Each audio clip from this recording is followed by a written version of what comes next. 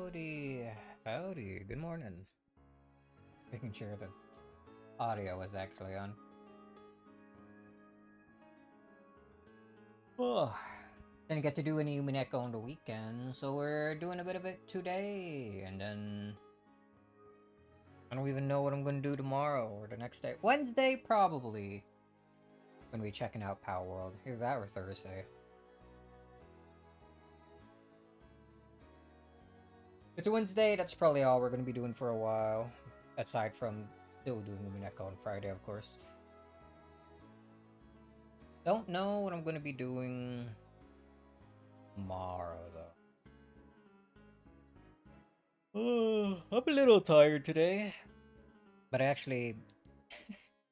actually slept last night, unlike last time. Be sure to get a good rest and all that. Anyway. Get back into... I can readjust this stuff on my second monitor appropriately. There we go. Oh boy, so I gotta remember what we were doing last time here. Let's just and already on episode 4. Last thing I remember, Angie jumped off a building again, landed on a car. A cool guy that I can't remember the name of rescued her.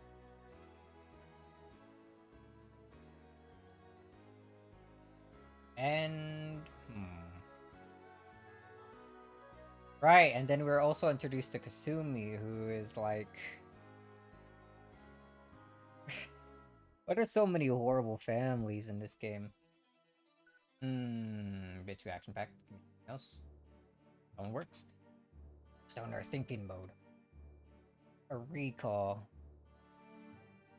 Daughter declining noble family, Sumadera. Right. And Curious younger sister. Hates her. By extension, hates Andrew. A lot of people seem to hate Andrew for simply existing. Juza. Makusa. Right, this dude is cool. I also like Okanogi.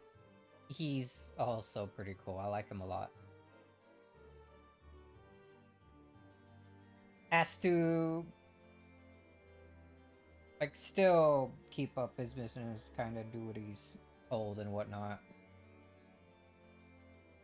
But he seems to actually want to help out Angie, at least for now. Becoming indebted to him might be an issue later. Based on a conversation they had in the car when they were making their getaway. But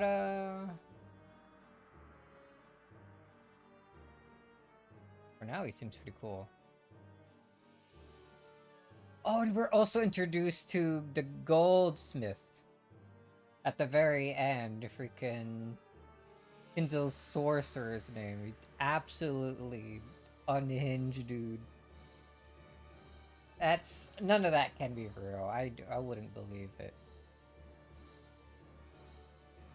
But he's apparently gonna make he's gonna like show up during the family conference that happens at night after dinner. That should be very interesting. I remember he lifted what was it? I was gonna say Kinzo, but it's not right. Cross up, but like one finger. I like tossed him aside. Dude has some overwhelming power. Who knows what's going on with that? But other than that,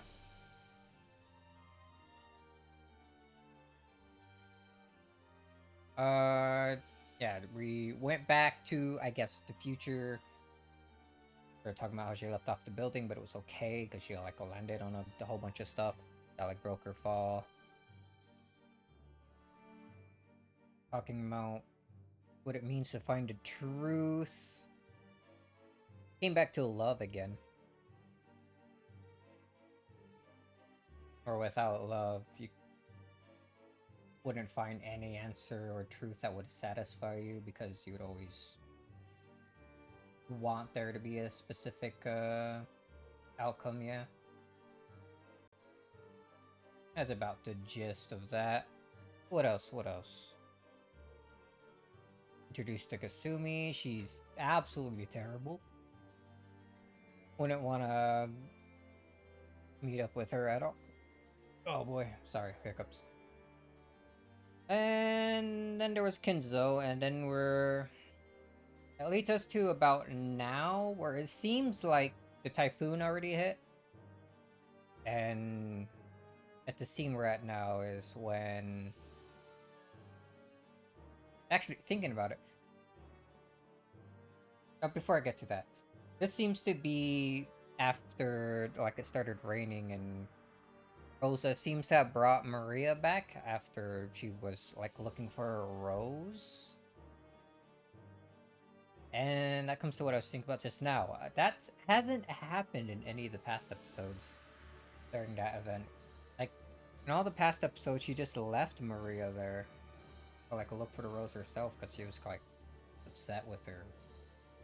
But I guess here in this episode, she brought her back to the mansion with her. Wonder how that's going to change some things.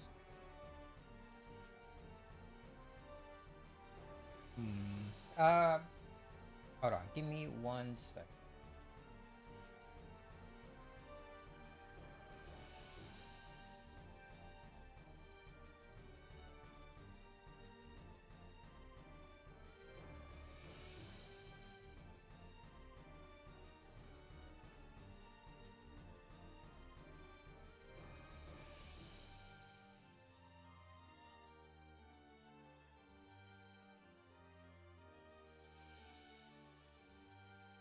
Okay, hopefully that isn't too audible. It's kind of off in a distance. Had to turn on an AC because, I mean, even though it's morning, I seem to already be dying of heat. What's the temperature supposed to be like? It's already like gonna hit 30s. That's kind of... What? Right back to this one? In any case, I think I'm done with my mental recap that I needed. We didn't get to do too much last time. So I want to go for the usual 2 scene breaks and then see how far we're in there before I decide if I want to go for a longer stream or not. Usually about 4 hours. That's what we average here.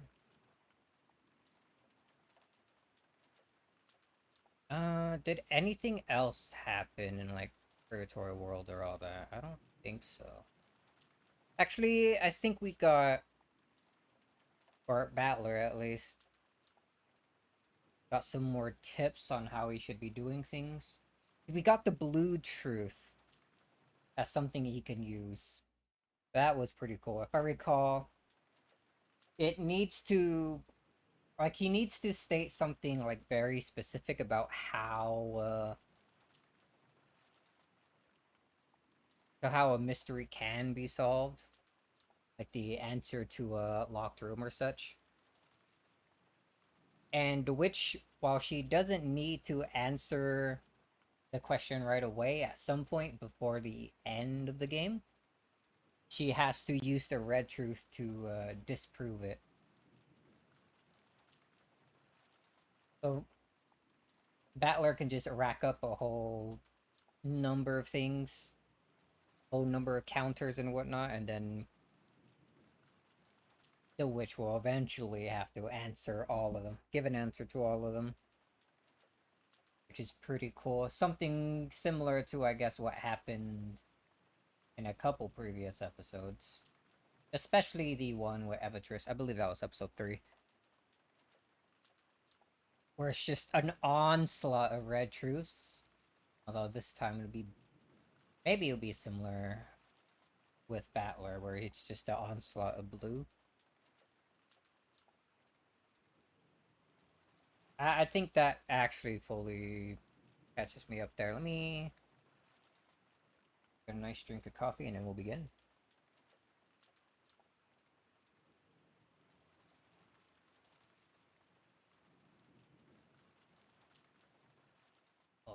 Nothing. Coffee tastes great when it's like first opened. First set of grounds after opening the container. Brand new container. Anyway.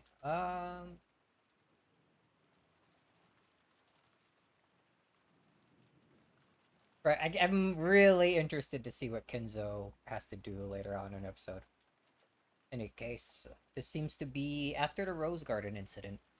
But Rosa seems to have brought Maria with her rather than... Or maybe this is after she already left her and then went back to go get her? Maybe they have the letters? Maybe that's not a thing they get this time around.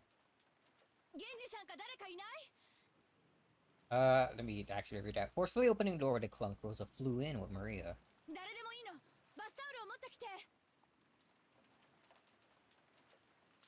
It was already a full-blown typhoon outside and was starting to pour down hard. Even though she had an umbrella, Maria had been in the rose garden amid all that wind and rain the whole time. Alright, so this is after Rosa realized her mistake and then went back to go get her. She had grown ice cold. Maria had gotten into a minor fight with Rosa in the rose garden and had been told to stay there. She had done as she was told and had continued to wait in that spot even though rain was pouring down. Rosa certainly gotten a little emotional and angry. Maria's stubborn whim was probably more to blame. The cousins, who had seen that exchange, were relieved to see that mother and child were close to each other again. Yeah? Rosa scrubbed Maria's head with a towel. She seemed overcome with worry that Maria had caught a cold, but Maria herself was nonchalant. 大丈夫？寒気とかしない？やっぱり一度戻って着替えさせた方がいいかしら。うん、全然平気。それよりお腹空いたから着替えよりご飯がいい。Oh, Battler's here. 大丈夫そうだぜ、ローザおばさん。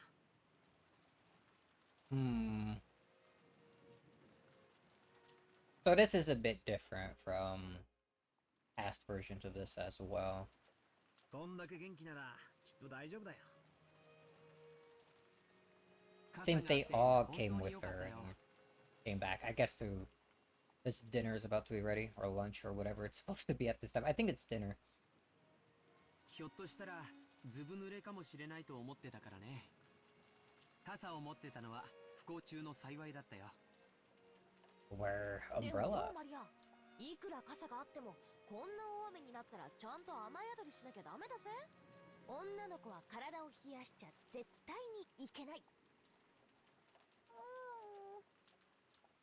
いいのよジェシカちゃん。ママがそこにずっといなさいと言ったのが悪いの。本当にごめんね。本当にごめんね。マリアいい子。ママの言う通りにしてたからいい子。寒くてもずっといた。ママが来るまでずっといた。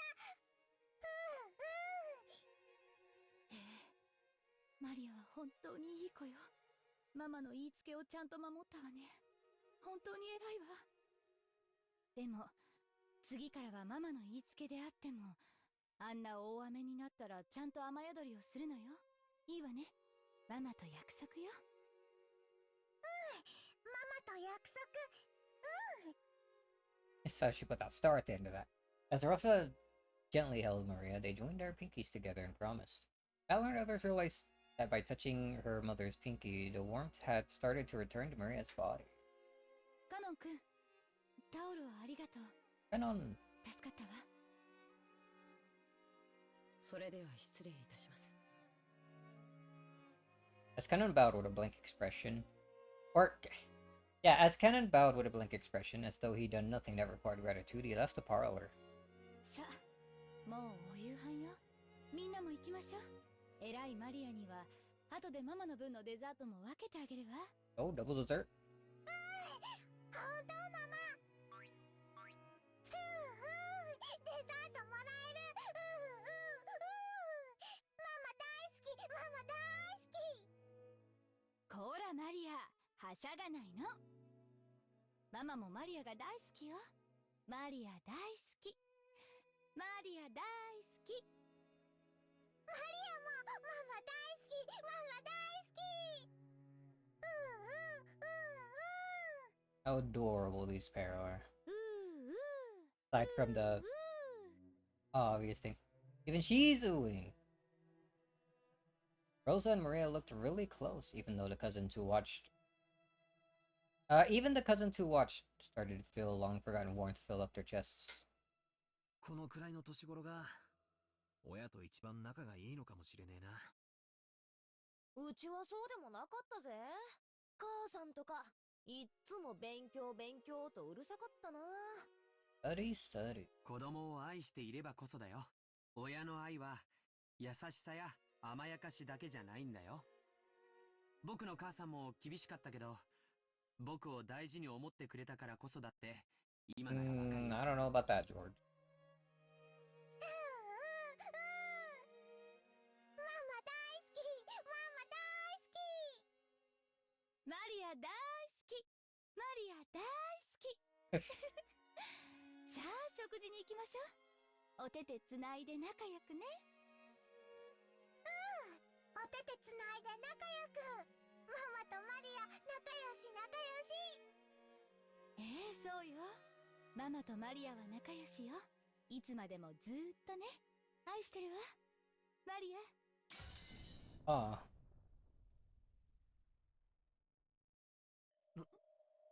なんだよ突然。 Yeah, that's what I'm wondering about. Like, things are going real nice all of a sudden. どうした？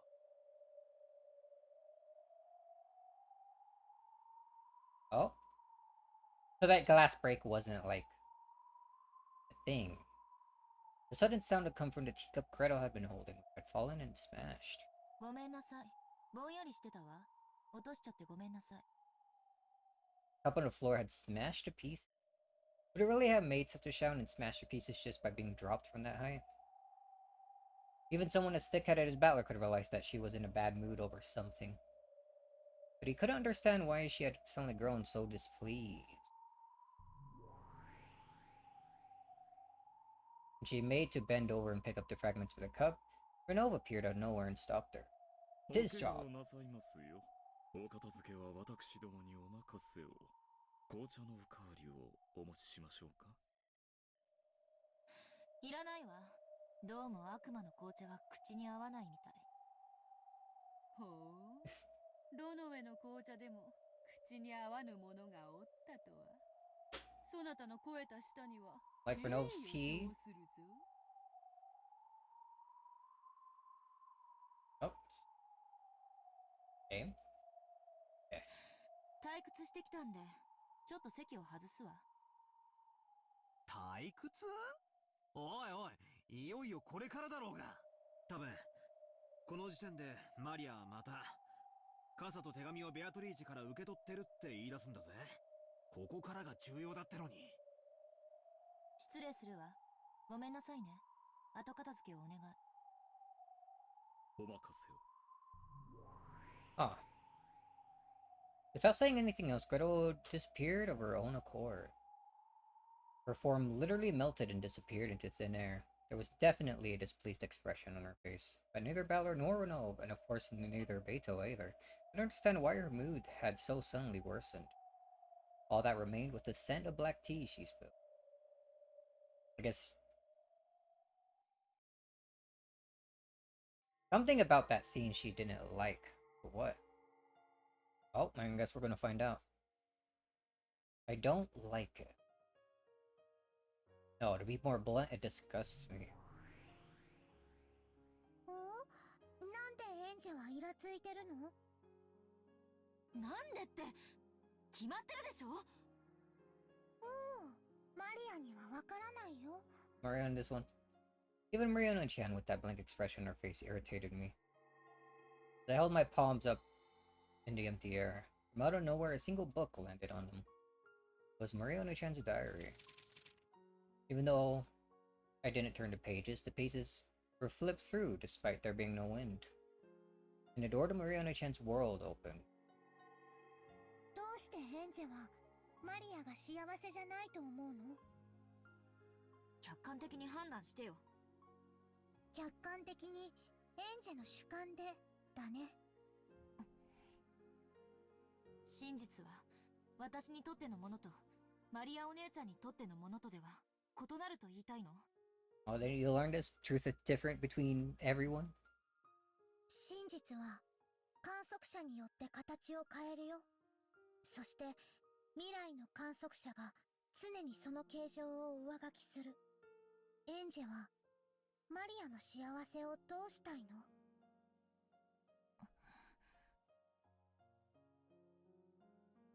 Pages of the diary were flipped through at greater and greater speeds. Then a brilliant light poured out from the depths of the diary, swallowing everything up and painting over everything with white.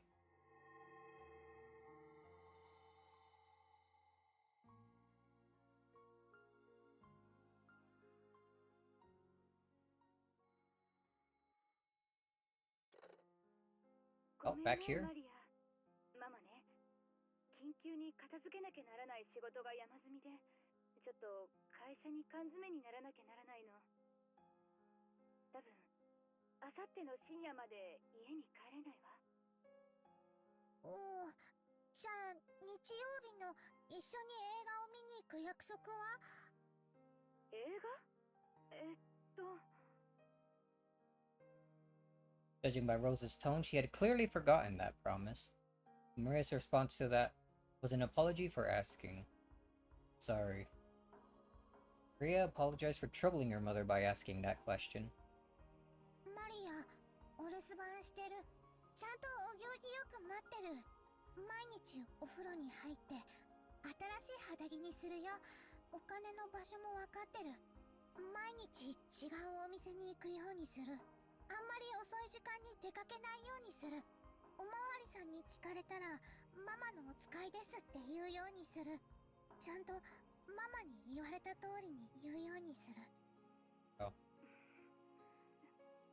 うね。ちゃんといい子にしてるのよ。そしたらお土産を買ってきてあげるわ。いい？夜は9時までに寝るのよ。ママが帰ってこないなんて先生にも大人にも言っちゃダメよ。いいわね。うん。だからママ、お仕事頑張ってね。頑張ってお仕事終わらせて、少しでも早く帰ってきてね。マリア、もう夜中に泣いて近所の人に迷惑なんかかけたりしないから。じゃ、忙しいので切るわよ。いい子にして待ってるのよ。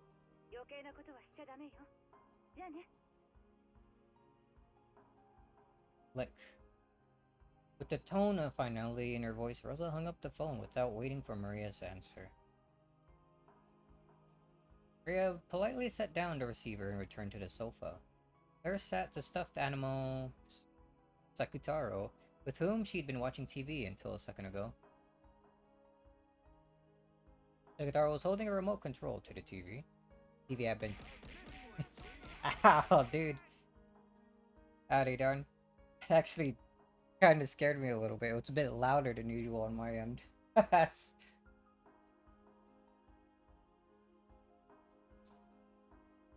Giving me a scare, dude. Sakutaro was holding the remote control to the TV. The TV had been turned off because of the phone call. It looked like he was telling her to push the switch because he wanted to watch TV again quickly. サク太郎、テレビ見たい？ありゃ？マリアはもう見たくないの？芸人チーム全問正解したら逆転かもしれない。うりゃ。うん、もうテレビいいや。Oh. Again, Mama was busy with her work and didn't come home. Mama works so much overtime that she doesn't come home until late. If she has dates or something, she always comes home after drinking a lot of alcohol, even though she's not good at drinking. With a pale face, she'll go straight into the shower and then to bed. Because she has overtime, even on weekends or something, she says she has to spend the night there and almost never comes home. Recently, she started saying something about how she's got a big job she's working on, so this sort of thing happens a lot. Pictures I did my best on during drawing time were laughed at by everyone. But even so, I wanted to show them just to Mama, and once again, she won't be able to look at them for me. I could talk about the time everyone pushed the job of cleaning up onto me, but I did my best by myself and was praised by the teacher. For the time I went shopping, the man at the shop said I'm always such a good kid and gave me a free can of coffee. Then there was the time I wanted to encourage Mama because she worked so hard on her job. I knit a card for her under her pillow. 他にもいっぱいお話ししたかった。ママはお仕事をいっぱい頑張って毎日のご飯のために一生懸命働いてくれてるんだよ。お仕事、ママ、お仕事なんかやめちゃえ。お仕事は大人の大切な仕事なんだよ。マリアにご飯を食べさせて、お洋服を買って、学校の給食費を払って。Summer camp. みんなママが働いてお金を稼いでくれるからなんだよ。ご飯いらない。お洋服もいらない。給食もいらないし、サマーキャンプなんか行きたくない。どうせマリアをどこの班も混ぜてくれないもん。ウリュウ、ママはさっき電話でお仕事から帰ってきたらお土産を買ってきてくれるって約束してくれたよ。ママはマリアのことが大事で寂しくさせてることを申し訳ないと思ってるから、そういう約束をしてくれたんだと思うよ。そうかな。ウリュウ、めんどくさかったり嫌だったりしたらそんなことはしないもん。ママだってマリアのそばにいつだっていたいんだよ。それができなくてママも辛くて悲しい。ママが泣きながらずっとマリアの隣にいて夜を過ごしてくれた日を僕は覚えてるよ。うん。なんでママが泣いてるのかわからなかったけど、ただマリアは黙ってママのそばにいることしかできなかった。あの時最後にママが言ったの僕は覚えてるよ。マリアにありがとうって言った。ただそばにいてくれるだけでマリアだけが世界でただ一人の味方なんだよってママは言ってくれた。ウリュウ、覚えてる？うん。マリアが世界でただ一人の味方なんだよってママ言った。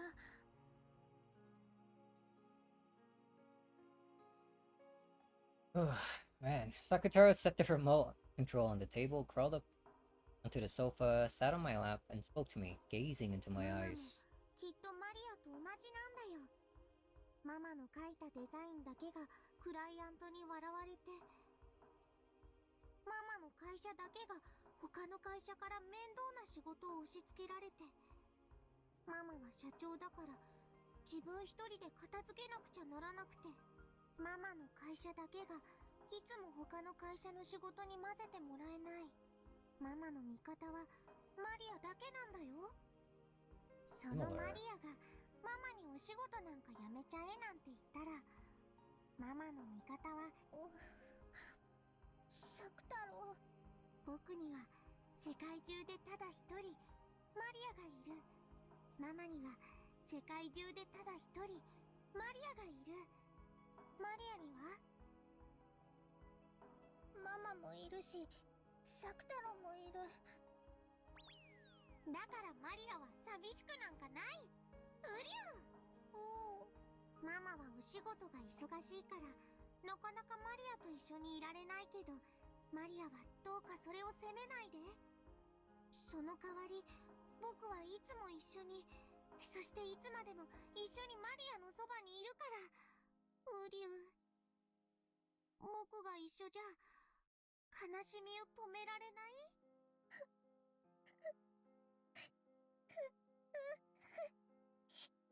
サク太郎。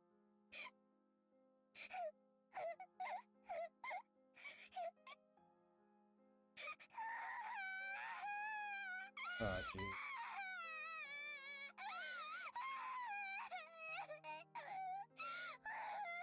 In the corner of Maria's heart, she had been doing her best to seal up. Drops of sadness finally dripped down. Drip, drip, drop. Even though weekends when mom didn't come home weren't that rare a thing, it wasn't as though that night was particularly painful or sad compared to other nights, and yet Maria's tears poured down. ウリュウ、マリア泣かないで。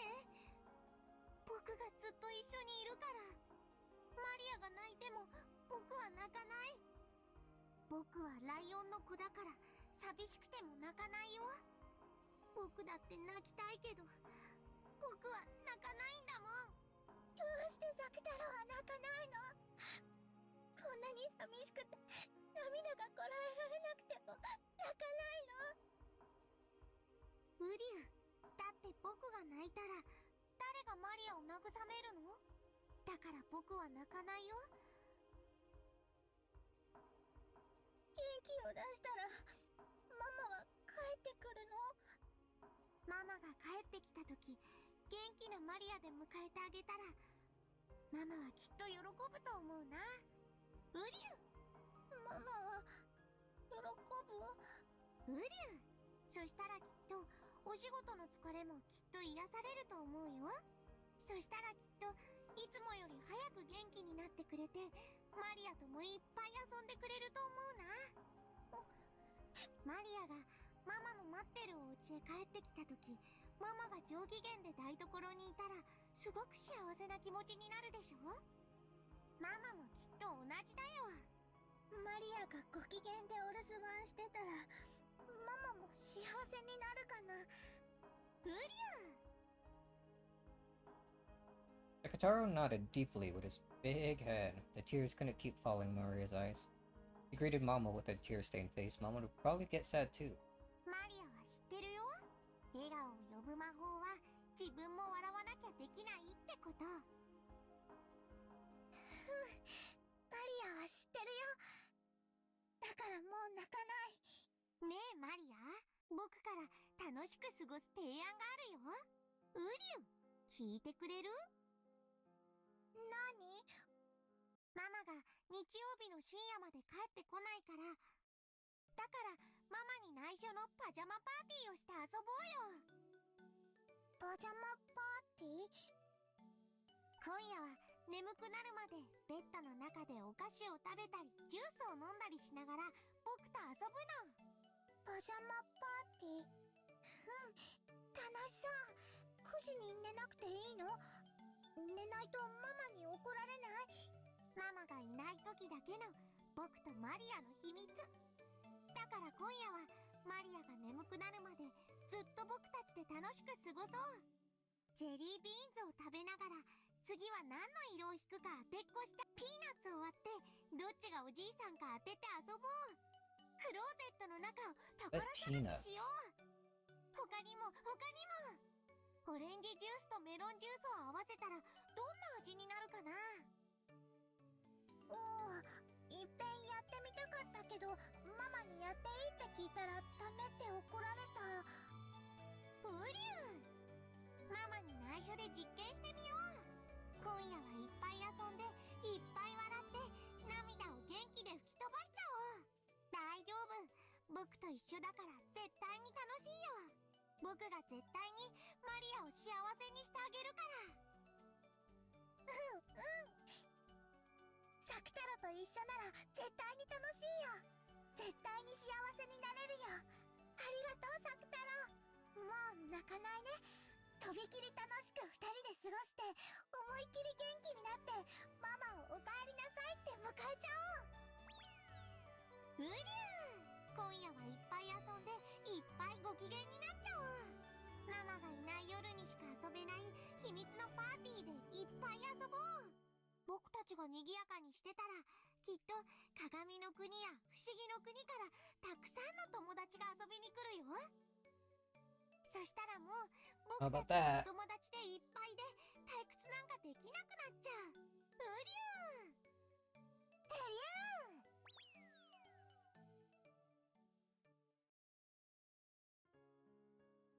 And Maria began her pajama party all alone with Sakataro, having fun until late into the night. Played by sticking her hand into the bag of jelly beans without looking, trying to guess which color she'd pull out next. Sakataro got good intuition, got it right a lot. Maria also had a brilliant streak where she guessed right 4 times in a row. The game where she split peanuts open and tried to guess which one was the grandpa was easier than guessing the color of the jelly beans, so she got it right a lot. Sucking her salt-covered fingers was impolite, but that was the yummiest part. She liked both cola and melon solo on their own. She hoped that mixing the two favorite drinks, there might be a flash of a light like alchemy, and a new drink that no one could ever have tasted before would be created. She got excited about how, if it turned out really delicious, she'd call it Sakatara soda and sell it. But unexpectedly, it had a weird taste she hadn't hoped for. The color was somewhat dull and thick. Maybe I shouldn't have been surprised that black and green mixed together would make this. Too bad. I imagined that'd become a sparkling pineapple color. But it was an awesome, incredible, fun night. If it's this fun here, maybe Mama will feel like coming home and drop by out of the blue. So I got the feeling that Mama might suddenly come home and went front door many times to check. But there was no way Mama would be able to come home when she was this busy with work. But rather than feeling a feeling of loneliness, it felt just a little disappointing that Mama couldn't join in on this fun late night party. Sometime soon I'll do this when Mama is around and let her join in. Mama likes some things I don't think are yummy, so maybe she'll really like Sakatara soda. Mama comes back tired, I'll serve her some. And more than anything, I want to at least write about this fun night in a letter and tell Mama about it. So that these feelings of happiness will reach Mama too. Her work is always so tough and she comes home so tired, so I hope I can share this happiness with her. Mama will almost certainly come home tired or late Sunday night. I hope I can brighten her day even just a little by sharing this happiness. I gently placed that letter on Mama's desk. Ooh, Mama, good job with your work again today. Let me share my happiness with you. From Maria.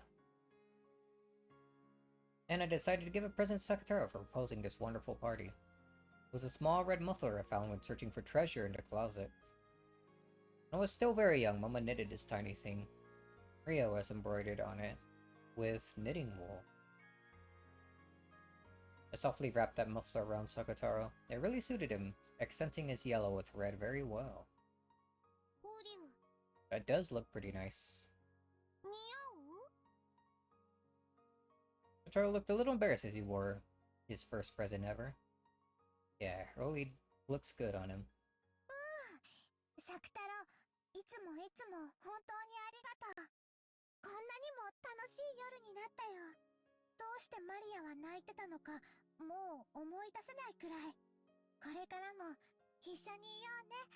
そしていつも楽しく遊んで笑っていようね。うりゅう、マリア大好き。マリアもだよ。サクタロ大好き。 They're playing so wildly, Maria's room was a mess. Maybe she played a little too much. But I'm tired for today, so let's sleep together. And tomorrow we'll clean up together and welcome Mama with a clean room. Right, Sakataro? ね、マリアは、マリアとサクタロはこんなにも幸せだよ。これがマリアお姉ちゃんの幸せなの？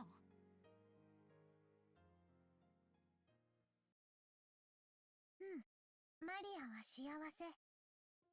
ローザおばさんはあんなにも楽しみにして絶対だよと約束した映画の約束を完全に忘れてた。お仕事で忙しかったからたまたま忘れちゃったんだよ。仮に覚えてたとしてもお仕事じゃどうしようもない。覚えてても覚えてなくてもどちらにせよママはお仕事でお泊まり。映画には行けなかった。約束を覚えてたかどうかなんて些細な問題だよ。 There's no way that's a minor issue. After all, when Aunt Rosa answered movie over the phone, it was obviously that she completely forgotten her promise. When she heard that, Marino-chan's mood definitely darkened. 確かにマリアお姉ちゃんの言う通り、ローザおばさんが約束を覚えていたとしても結局映画には行けなかった。でもそれでもお母さんとのささやかな休日を過ごす約束を一方的に忘れられていたなんて、私なら怒る。悲しかったよ。たとえ覚えててくれたとしても、映画には行けなかったわけだから。でも、私はその後、サクタロととても楽しく夜を過ごした。エンジェもパジャマパーティーがすっごく楽しそうだって思ったはず。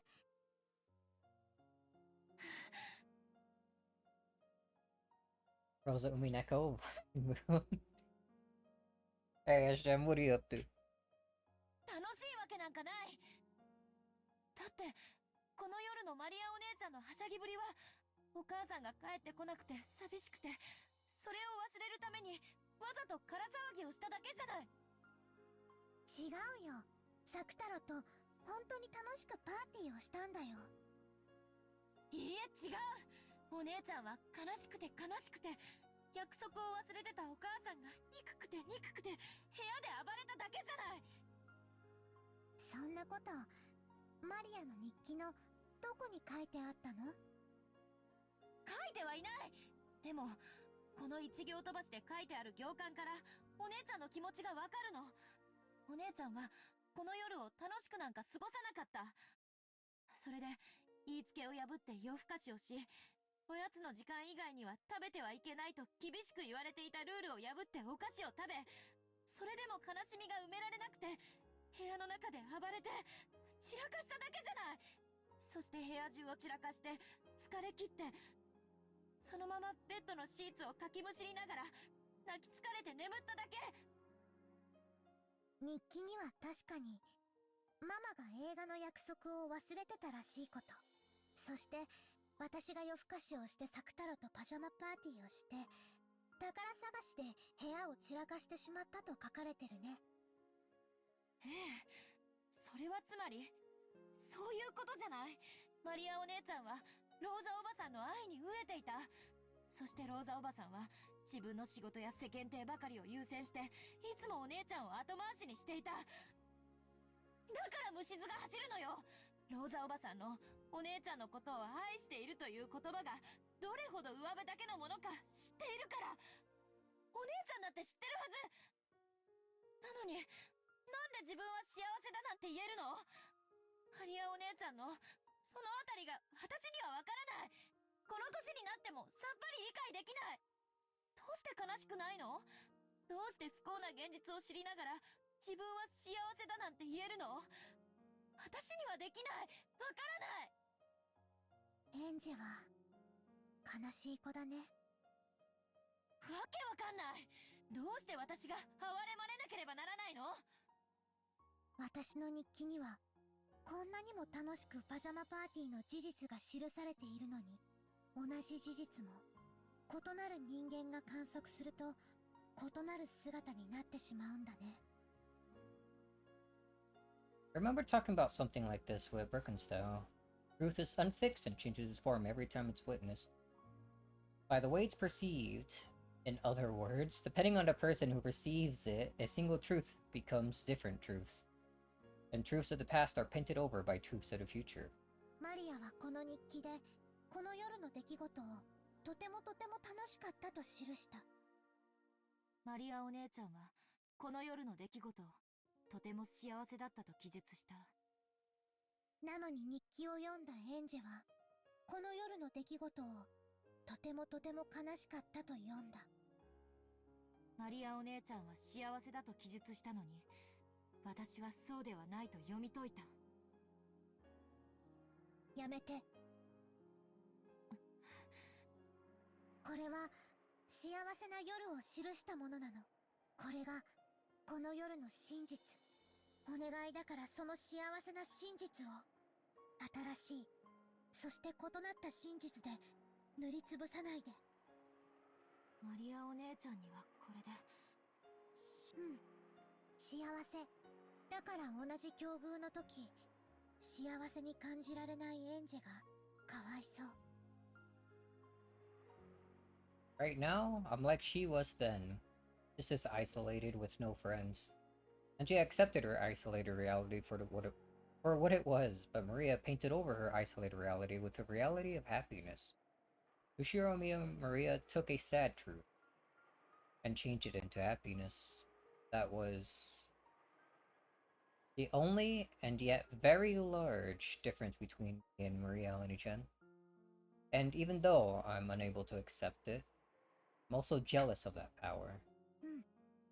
そうなの。それは力なの。その力があるマリアは幸せになれて、その力がないエンジは幸せになれない。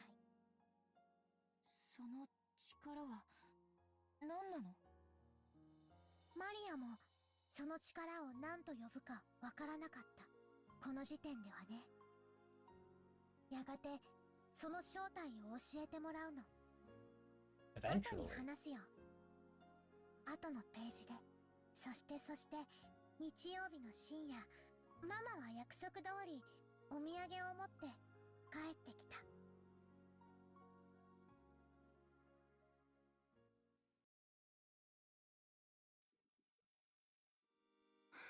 ただいま。ママ、おかえり。うりゅう、ママ帰ってきた。ママ帰ってきた。Waiting to greet Rosa as return. What? I can't read that. Waiting to greet Rosa as she returned home all tired out was Maria, in an unbelievably good mood, holding Sakutaro. Most likely, Rosa's worn-out expression was partly because she really was tired. Partly because it would be a pain when Maria, who should have been grumbling after staying home for several days, would cling to her sobbing. However, when she was welcomed by an unbelievably happy Maria, and found that her fears were unbelievably needless, Rosa couldn't hide her surprise. どうしたのマリア。とてもご機嫌ね。誰か来ているの？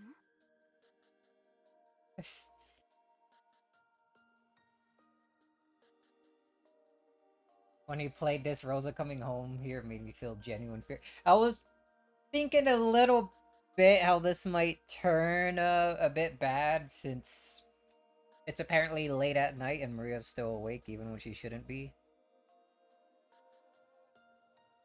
But I guess with this music and the mood of the scene right now, that won't be.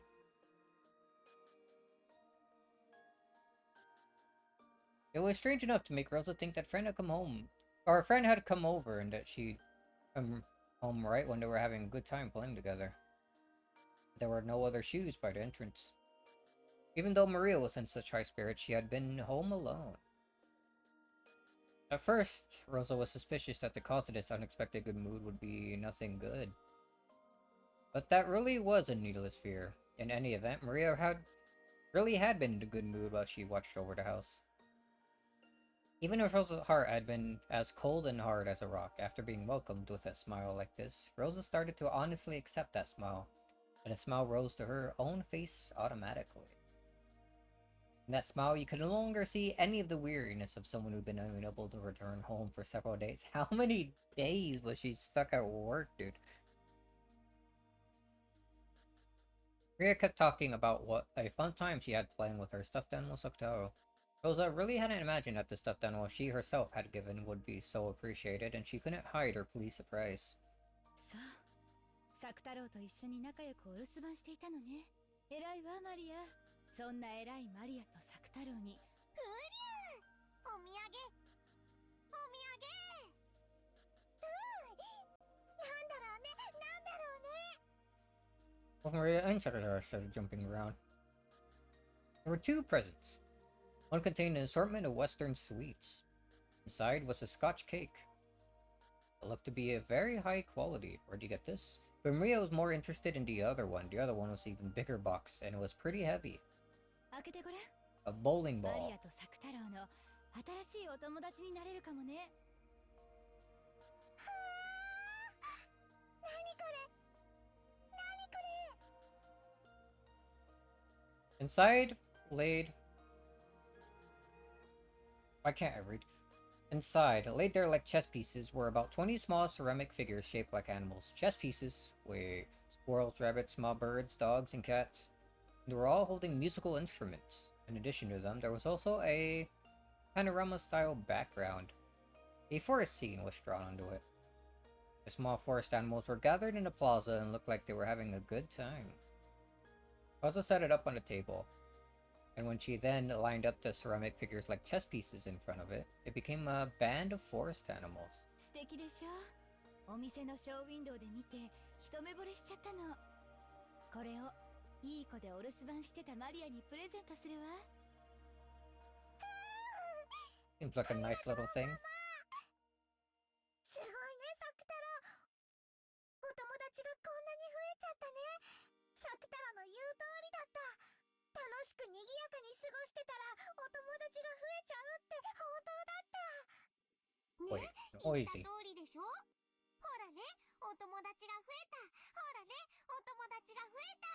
うりゅー。 Believe that her gift had been appreciated, Rosa remembered that she'd been filled with several days of weariness. ママ、本当にお疲れ様。シャワー浴びてくるといいよ。あったかいの浴びるときっと疲れが取れるよ。湯船にする？マリアが今日は入浴剤を選んであげるね。ありがとう。でももう遅いからマリアは寝る支度をなさい。ママも疲れたからシャワーだけ浴びてすぐ寝るわ。明日も早いし。わかった。はい、ママ、コート脱がしてあげる。大丈夫だってば。ありがとう。ママのコート、お外の匂いがいっぱいする。あ、ごめん。何か落とした。拾うね。When she took Rosa's coat, a receipt or a ticket stub or something fell out. It had been in Mama's pocket, so it was probably important. Rhea hurriedly picked it up. Looked like a ticket for the green car, the Kansen or something. Atami? Wasn't that place famous for its hot springs? Oh, okay. Here's where it goes bad then. At that moment, with a razor sharp sound, the warm atmosphere shattered. Instead of Rosa had been there just a second ago enjoying her gift. Their daughter, in recovering from her weariness with a long-awaited return home, there stood a person who looked exactly the same, but who had a completely different, terrifying expression on her face. In her hand was the ticket stub that Maria had picked up. She had stolen it from Maria's hand in an instant, just a few seconds too late by the pain in her hand that had been hit. In her mother's expression, Maria realized that she must have done something wrong. But she didn't know what she had done that had gotten her in trouble. It was probably because of that ticket stub-like thing. She's not supposed to touch it. Even though she had tried so hard to welcome Mama with a fun happiness, she had touched something so important to Mama without asking and had ruined that pleasant atmosphere. But Mama apologized immediately. Or to Maria, ごめんな rather. さい。 Even though she must have heard those words of apology, Rosa's expression actually darkened. Maybe those weren't the words she had been hoping for. Maria didn't know what to do and stared at her mother's reaction. And even though it should have been such an important ticket stub, Rosa crushed it up and hurried off to her room. Maria didn't really understand what she had done wrong. マリア、きっと余計なことをしたんだね。あの紙はきっとママのお仕事の大切なものだったんだね。それに勝手に触っちゃったから。ウリュウ、マリアは悪くないよ。だから今夜だってこんなにも幸せ。うん、幸せ。ママだってお風呂に入ってすっきりしたらいつもの優しいママに戻ってくれるよ。だから気にしちゃダメ。ウリュウ。そうだね。ママだって疲れてるんだもんね。気にしちゃダメだね。今夜だってマリアたちはこんなにも幸せ。ウリュウ。もうやめてよ。見てられない。エンジェは幸せの見つけ方が間違ってると思うよ。間違ってるのはお姉ちゃんでしょ。これのどこが幸せだってのよ。もう痛々しくて見てられない。何が？ママが急に怒り出したこと？人間疲れていればそういうこともあるものだよ。一時の感情のすれ違いだけで相手を全否定するのってエンジは大人じゃないと思うよ。9歳のマリアお姉ちゃんに言われるとはね。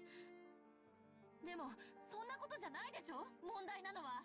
Are you really, Maria? お姉ちゃんが拾ったあの発見、明らかにおかしいじゃない。何が？何もおかしくないし、今夜の幸せと何も関係ないよ。ローザおばさんは仕事で会社に泊まり込むって電話してきたんでしょ。なんで熱海？それって旅行でしょ。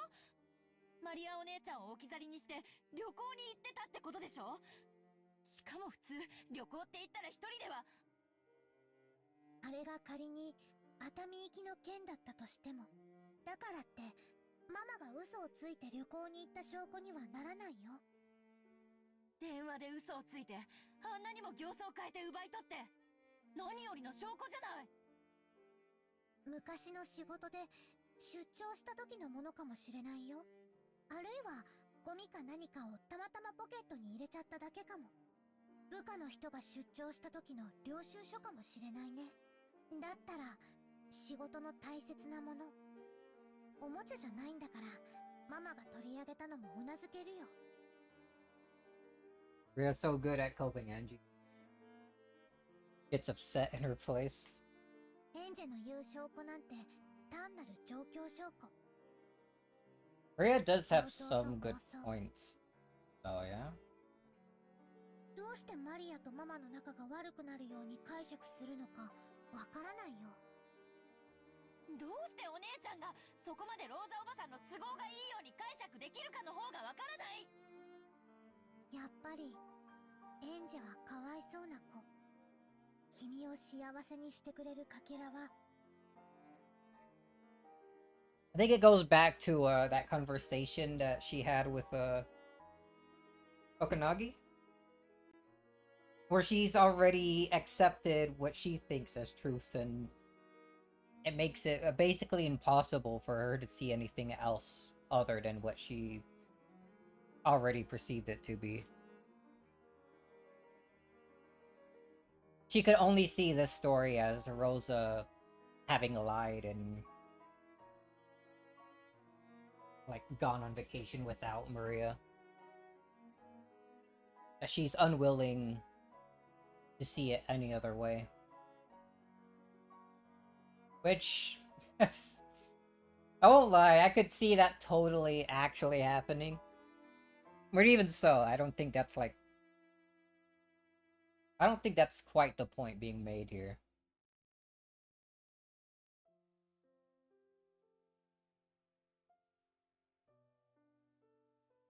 こんなにもたくさん身の回りに落ちて、なのに不幸せなかけらばかり見つけてしまって傷つき続けている。 Basically this here.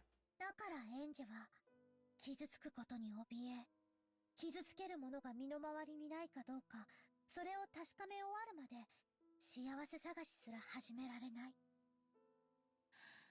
お姉ちゃんと話をしてるとおかしいのがどっちかわからなくなってくるわ。あのね、幸せのかけらも不幸せのかけらもどちらもいっぱいあって世界を満たしてるの。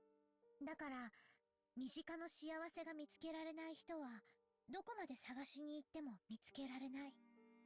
チルチルとミチルが青い鳥を探したみたいに。そうね、そういう教訓の話だった。エンジェはその正反対、不幸せなかけらが全くない世界を探してる。でもそれだって青い鳥と同じなんだよ。だから永遠にエンジェは自分の幸せを見つけられない。バトラはヘンゼルなの？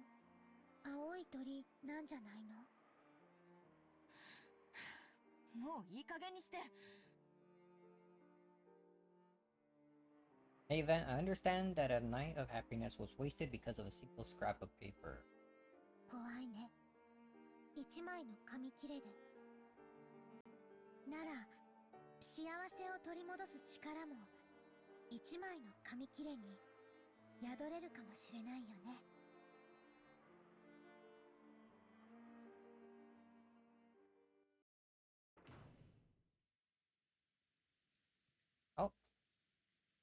Rosa's point of view? Just when she finally been able to communicate with Maria after so long, Rosa's face twisted with a mixture of anger, sadness, and a fierce self-hatred as she flew into her room and closed the door. Maria's sorry had sliced into her chest sharper than a knife. At that time, she noticed a cute envelope placed on her study table. Probably something that had come with a girl's magazine. "To Mama, share my happiness with you," she said. She took it, and after hesitating, opened it and read what was inside. Then, after letting 2 large tears drip down on the paper, she flew out of the room, hugged Maria from behind as she headed for the bathroom, buried her face into her daughter's back, and cried. Then, realizing that she was the one who should be apologizing,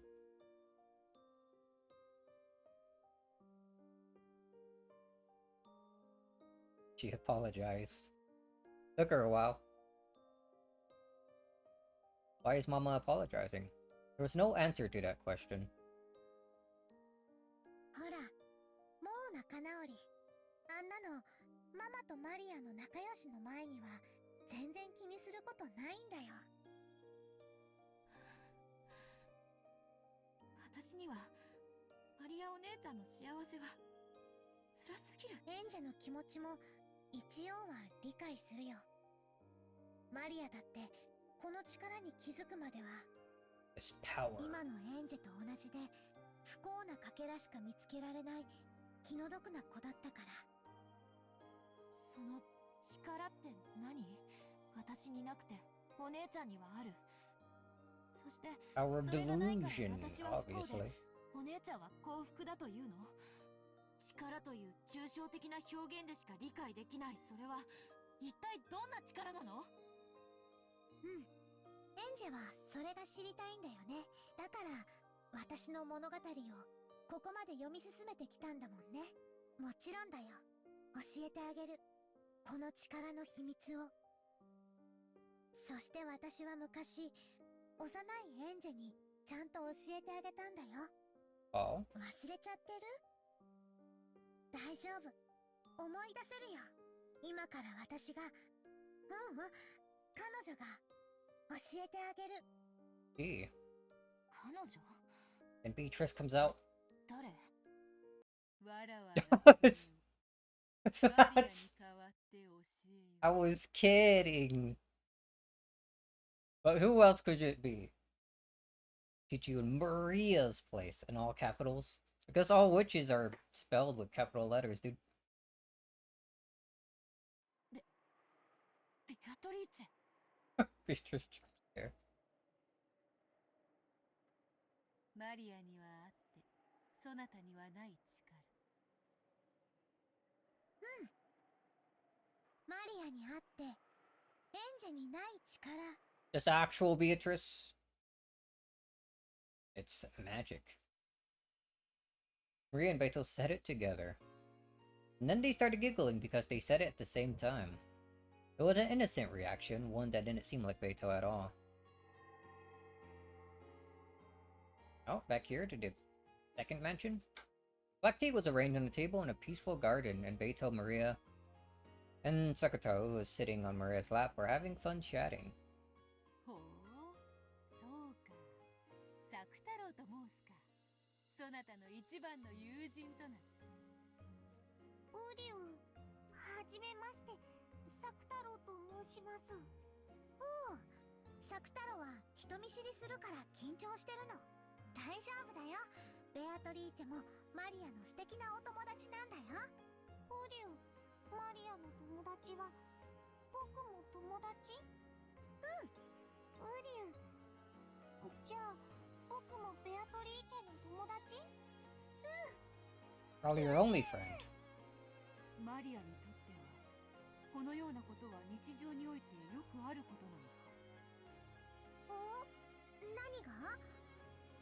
このように無機物に魔法の魂を込め生を宿らせることはそなたの日常においては左半時なのか。おお、左サク太郎は無機物じゃないよ。ライオンの子だよ。うりゅぬいぐるみはよりしろとして優秀。 A vessel. ゆえに毒を持たぬ無垢な子供が話しかけることによってそれに応えようとする精霊が宿ることが少なくない。 The children with no toxin, huh? According to Beatrice, every time a child plays with dolls, the dolls actually gain a will and converse with them, sometimes even moving on their own will. I was thinking that, but I didn't want to say it. Deltarune reference? However, because of their innocence, the power imbued into such a vessel is very weak. They get struck with even a tiny bit of toxin from a human's common sense, which says that there's no way a doll can talk or move. They instantly revert to being non-speaking dolls. しかしそなたのそのサク太郎というぬいぐるみは違う。 He's filled with magic. サク太郎はぬいぐるみだけどぬいぐるみじゃない。うりゅう、ライオンの子がうりゅう。サク太郎はライオンの子だけどまだ子供だから時々うりゅううりゅううりゅううりゅううりゅううりゅう。 Gazing at Maria, who was playing around with Sakataro by the table loaded with tea, Beatrice let out a sigh of admiration. なんということか。サク太郎とやらはその布地と綿のよりしろを核に完全に人間界に権限している。自らの人格を持ち召喚者と自在に対話をし、しかも自らの意志で動いている。 Even moves by his own. Where's this going with the rest of the さ story? らに驚くべきは、それが異界の人物を名指しして呼び寄せたものではなく、マリアがゼロの海から生み出したものという点だ。 Zero. After that, Maria boasted to Beto that Sakataro wasn't her only friend, and she had many more of them back at home. It seemed there were other similar stuffed animals and dolls who could talk and move their own will like Sakataro. It was something natural for Maria. It was natural for stuffed animals to talk, move, become her friends of their own will. When she saw that Maria accepted this as something natural, as a witch, Beatrice felt a respect bordering on awe.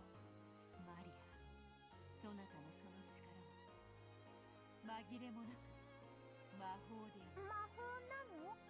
マリアはまだ魔女見習いだから魔法なんて使えないよ。いいや、魔法だ。それを自覚して使えぬから未だ見習いなのであろうが、それにしても大した魔力。 Subconscious magic? そなたの友人サク太郎の権限こそがその立派な証であるぞ。権限って？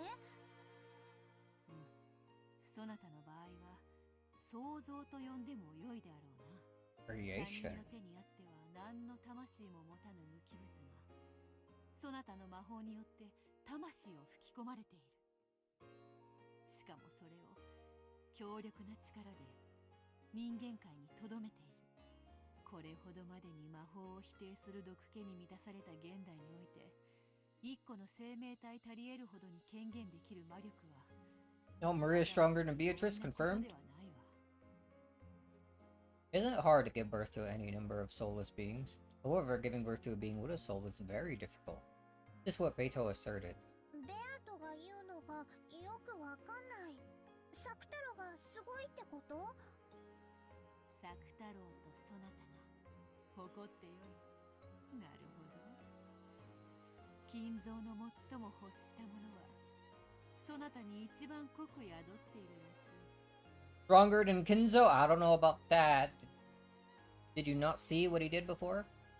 なんでベアトにそんなに褒められるのかさっぱり。ねえサク太郎、うりゅう。真に驚嘆すべきはぬいぐるみに魂を宿したことだけではないのだ。 Maria could lift me with one finger? I don't know about that one either. それにより自己の世界観まで変化させ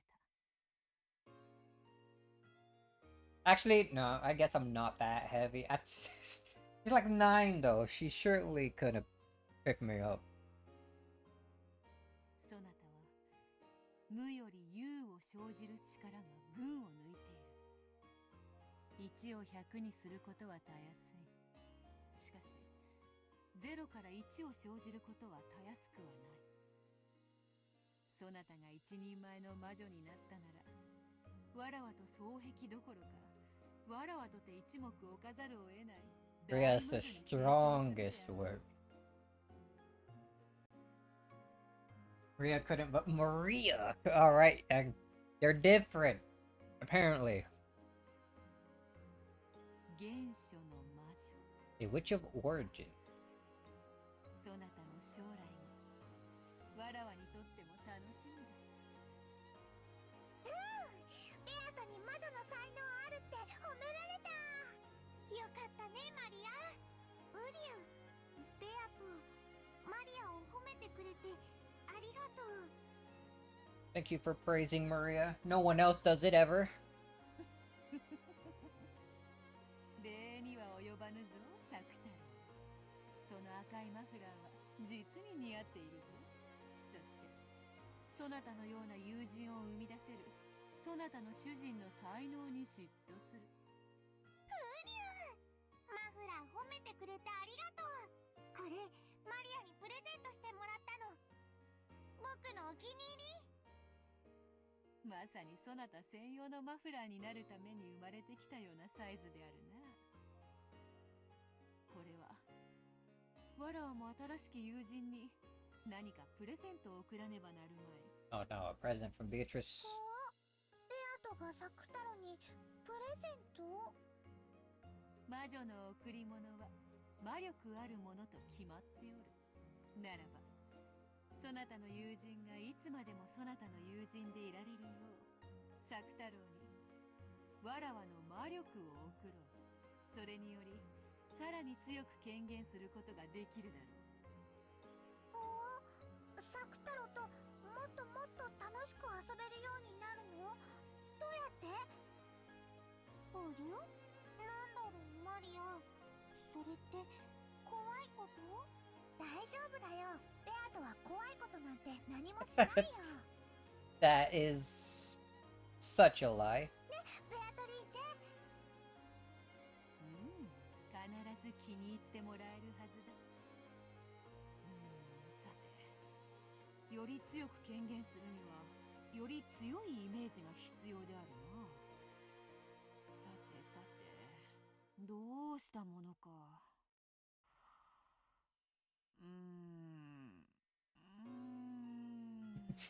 Thinking real hard. Beto crossed her arms and thought about what she could do to please them even more. Then right there was the form of yet another witch. It was Beto's teacher, Vergalia.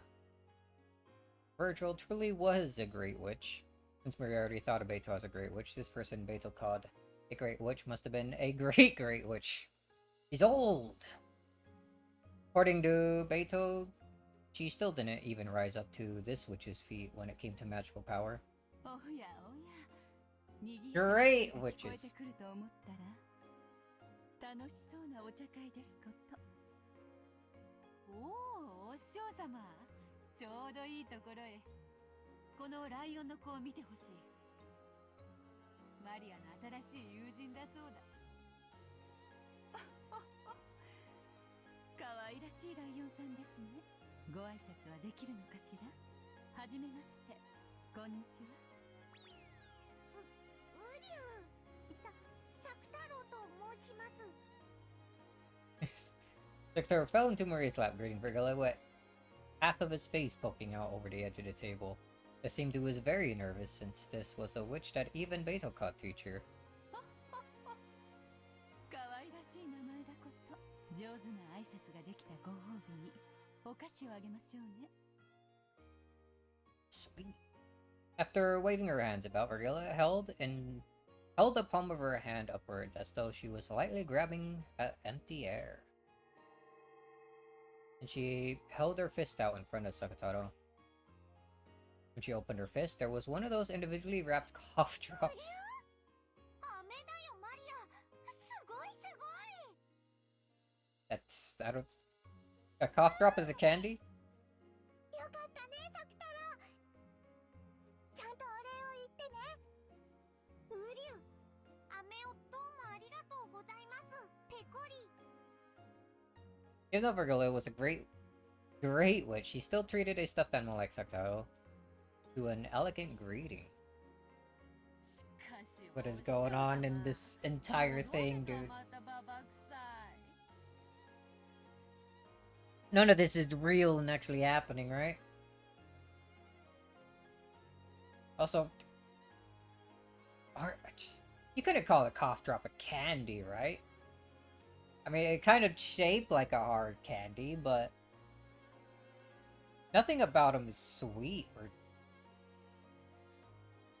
else very candy-like, right?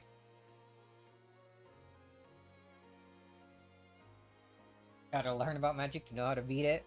I'm not feeling like I'm learning anything, though. せめていちごミルクのキャンディーとか出ないのかよ。 Candy doesn't have to that. No, it's candy 100% has to be sweet. What are you talking about? Whoop. Keyboard. Candy definition. A sweet food made with sugar or other sweeteners. See, you're already so wrong, dude.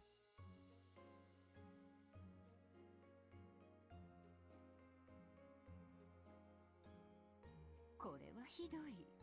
もうあなたには飴をあげませんよ。悪い悪い。さて、マリア。 As sweet sour candy. Sour candy isn't pure like sourness. It still has sugar in it.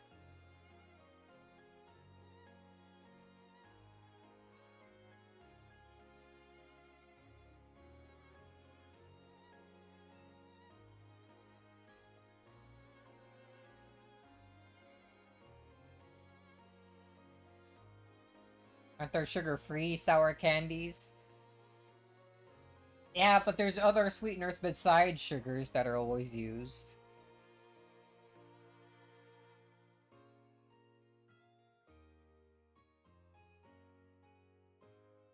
Fact is that candies have sugar and or other sweeteners. What about dark chocolate? Dark chocolate 100% has dark chocolate. Sugar. Yes, dark chocolate contains sugar. Not very much, but it has sugar.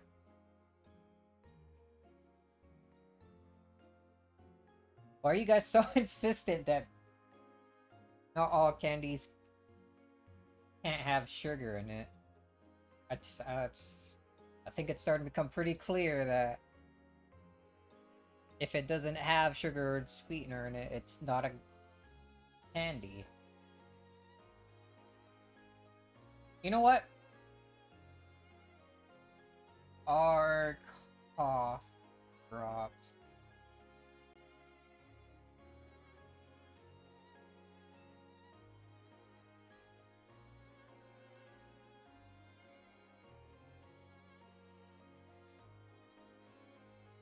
Aren't typically seen as candy, but apparently some regions consider cough drops candy? That's weird. They're weird. They're stupid. Fatty, dude. I'm pretty sure you know how much I actually weigh. I'm not fat. And it's thanks to all of my breakfasts being just a mug of coffee. And then forgetting to eat lunch because I'm too busy going straight back into coding after I'm done streaming. It's less than you?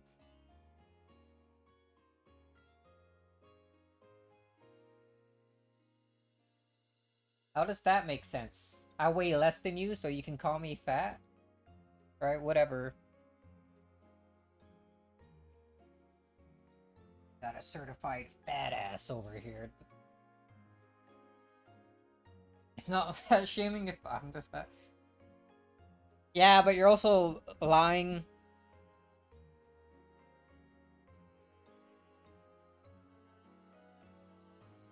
You can't say it in red that I'm fat because it's not true.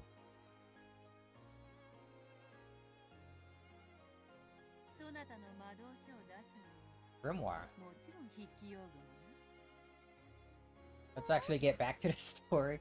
うん出すよ何か書くのおや何を始めるのですかお師匠様に習った魔法を使うのだよりしろに異界の住人を権限させる魔法 Magic to make a resident of another world materialize into a vessel. あれの応用でこのマリアの友人を権限させる力をより強めることができるのではないかと思う I got reincarnated into a stuffed lion? What? それをマリアとマリアの友人への贈り物としたいなるほど常に権限している存在ならそう難しいことではないでしょうそれは素敵な贈り物になりそうですねでは私もささやかですが協力しましょうお師匠様が立ち会い人にサインしてくれる魔法なら心強い喜べマリアこれは素晴らしい贈り物になるぞうりゅ何が始まるの怖くない怖くない He's gonna わ vaporize. かんないでも怖くないと思うなんだろうね楽しみだね Beto borrowed the grimoire from Maria's handbag and majestically flipped through the pages. Then she found an empty page among those with magic circles drawn on them. Flattened it out. After gazing at Sakataro with a grin, she suddenly started moving her pen. It was something like a written declaration made by witches to a high-order world. It was magic whose effects could be controlled if Beatrice wrote and Virgilia signed. Maria didn't understand what Beto was writing at first, but partway through she figured out the wonderful magic power of this document and her eyes began to sparkle. うりゅうりゅどうしたのマリア何を書いてるのうりゅうりゅ Sakataro was on her lap, so he didn't know what was being written on the table. But even if he had seen, Sakataro probably wouldn't have understood. すごいよサクタロウ待っててもうすぐだよもうすぐだよベアトすごいベアトすごい力ある書面の筆記においてこの子の才能は素晴らしい Good at あ writing なたになら contracts. 魔界の書記官すら務まりそうですよ Secretary.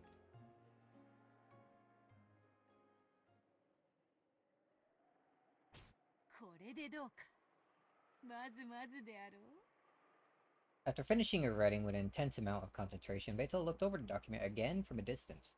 She was fairly satisfied with her work.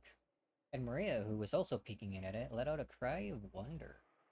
すごいよベアトかわいい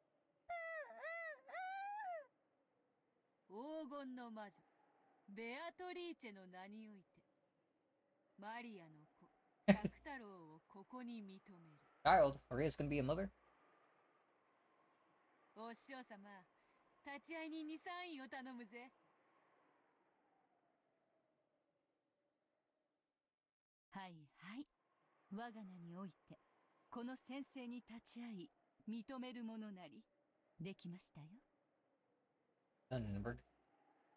Virgilia signed, completing the written document.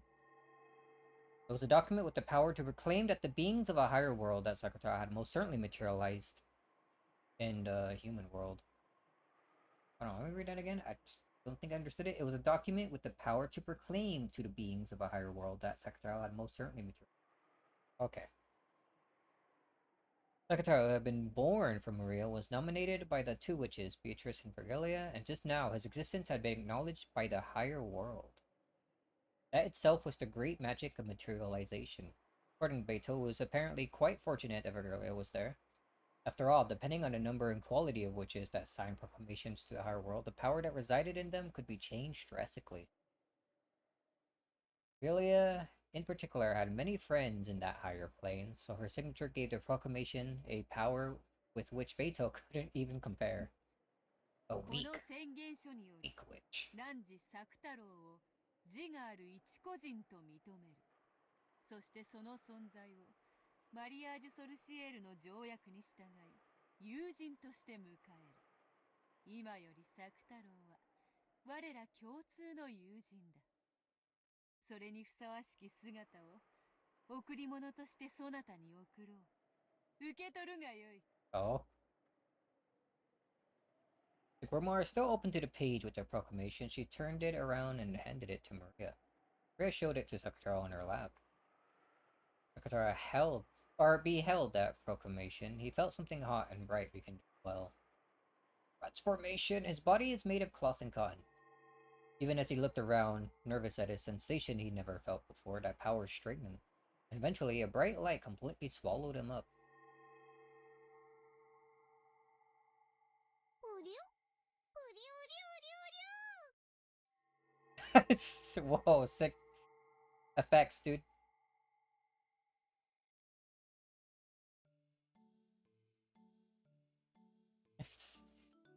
Who is this? Gonna appear in the thing? Damn, not yet. Then, when that light disappeared, there, Marie's friend Saktaro held a new form and existed. Oh, there he is. Look at him. Nice fake ears. Not even the same color as her hair. The beloved furniture of Lady Maria, a witch of marriage. Sorcerer? Sorcery? He is Lady Maria's white heart itself. You might even say he's a second Lady Maria and irreplaceable to her. He holds a decoration as a diplomat, and none may attack him, not any of the witches, weapons, and furniture in the Alliance, nor any of the demons and divine spirits in a contract with the Alliance. Invincible. かわいいよ作太郎。すっごいかわいいよ。うりゅうりゅう、本当に似合ってる？恥ずかしくない？とても可愛らしい姿ですよ、作太郎ちゃん。マフラーがチャームポイントだと思ってな。あとは耳だ。獣耳はいいぞ。実に可愛い。 Isn't he a lion? Aren't those the wrong type of ears to begin with? あとでわらわにもかじらせよ。 Bro, stranger danger? Get away. ありがとう、ベアトリーチェ。素敵なプレゼントを本当にありがとう。礼には及ばぬ。そなたの素晴らしき魔法と友人に敬意を表したまでよ。そしてこの域にまで達したそなたはもはや見習いをいつ卒業してもおかしくない。今日よりさらに新しく楽しい魔法を伝授してやろう。これより原初の魔女見習いのマリアと名乗るがよい。 Apprentice Witch of Origin. 原初の魔女って？造物種の道を求める魔女の称号よ。今は身の回りの小物に魔力を吹き込む力しか持たぬエンチャンターでしかない。 Not just an enchanter, a magician specializing in forms of magical enchantment. しかし、1000年の修行を経たならば、その胸の内より魔法 After 1,000 を years. 生み出すことも夢ではあるまい。原初の魔女の才能はとても希少。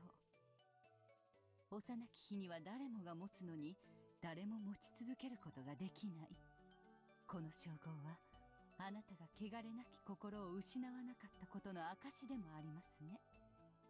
原初の魔女すごい。なる。マリア、原初の魔女見習すごいね。原初の魔女、すごいすごい。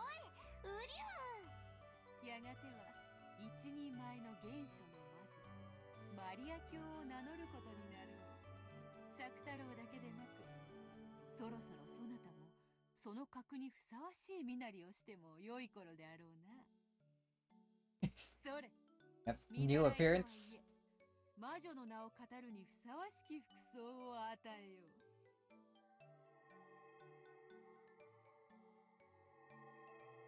Beto waved the pipe.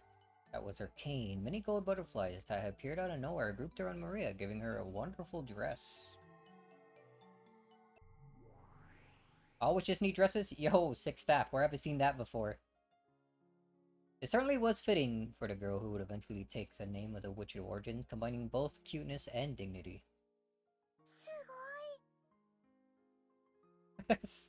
Not another witch. There's too many. Did it change it here? Yeah. The Witch of Origins who will live for 1,000 years in the future.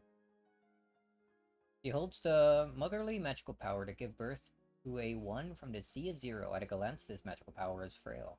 No matter how many times you multiply zero, you never end up with anything more than zero. However, the one she gave birth to will one day surpass even the heavens. It's talking about Sotaro. She is loyally protected by Beatrice, who understands her true worth. The two of them are members of the same alliance. I like black and red. Goes nice with her crown. すごいすごいすごいすごい。かわいいかわいい。このお洋服、ママにも見せたい。ダメ？魔女の清掃はみだりに見せてはならぬぞ。Has that stopped you? もったいぶった方が価値が出るというもの。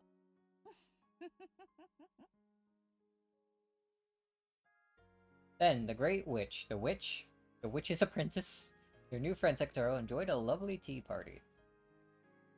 Where was Angie during all this? Whoa, that's an expression I don't think I've ever seen on her. 私はこんなにも幸せだよ。そしてこんなにも楽しい。幸せになることをどうか恐れないで。幸せになるというのは今の不幸を受け入れるという意味じゃないの。今の不幸の中に幸せを新しく生み出すということなの。それが原初の魔法。私は今の自分の世界を認めたくなかった。I can't own it either. 孤独で辛い世界を肯定するのが許せなかった。だからマリアお姉ちゃんの世界に惹かれながらも。No wonder Angie's so pissed off all the time. She got the title of witch from Eva, but didn't get a sick dress. Yeah, but Eva also, like, hated her. Like, pretty brutally. Extremely unfairly. Just straight up despised her. 最後の一戦で受け入れられなかった。All she got was $1 billion. 教えてあげる。マリアの原初の魔法を。いいえ、教えたことがあったはず。そしてあなたにも使えたはずなんだよ。忘れちゃった？エンジェだってマリアージュ・ソルシエールに名を連ねる魔女の見習いだったでしょ？ええ、そうだったわね。マリアージュ・ソルシエール。懐かしいわね。私もそこに名を連ねていることがあったっけ？ Hello? When was this?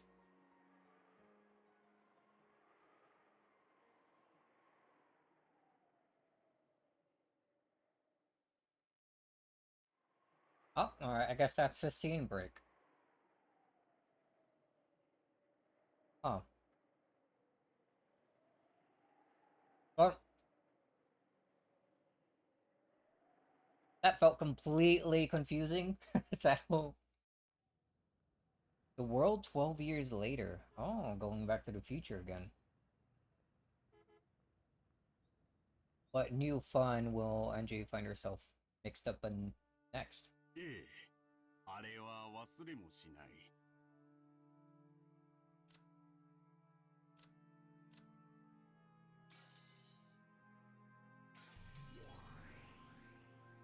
Fast. And the witch.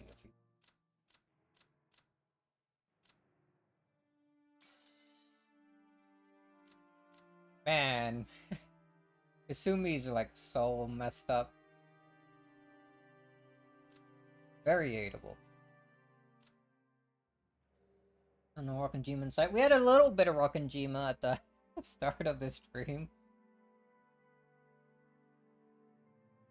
A good like 10 minutes of it before more Maria backstory. Right. Please, sir, just a crumb Rokkenjima. Before it'd be so great, the Angie stuff was like 1/3 of the current length. I'm finding it interesting. I can see how I could feel like it'd be dragging on and all that though. But right, since it's still like 20 minutes away, but I mean we got a scene break, so let me take a quick break myself for a few minutes, stretch my legs, whatnot. Maybe refill my coffee. Still some leftover cake. Maybe I'll get a small slice of that to go with the coffee. Longest episode by far. Do you feel it? Especially with all the... Well, I was gonna say with the Maria stuff, but in addition to that, you also got like whatever... There's like whole plot that's happening in the future that like at the same time or whatever.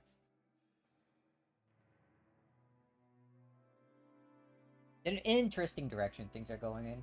But yeah, in any case, let me BRB real quick.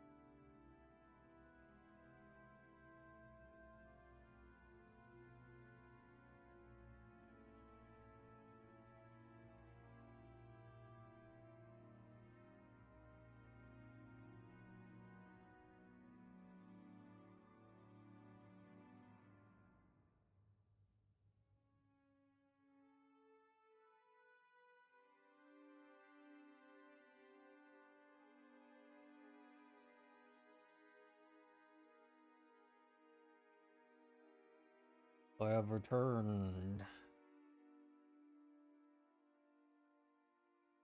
Wanted to wash a plate to set this cake upon, and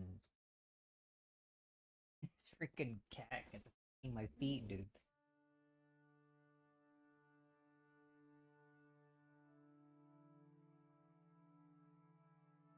They're a little too playful sometimes. I get some cake. In case I'm back, I'm back. During all that, I was thinking more about past episodes and aside from 3 where it was Eva. Who were the culprits of episodes 1 and 2?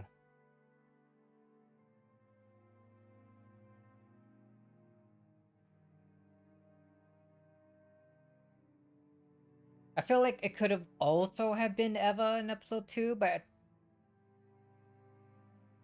maybe just Hideyoshi. But then episode 1...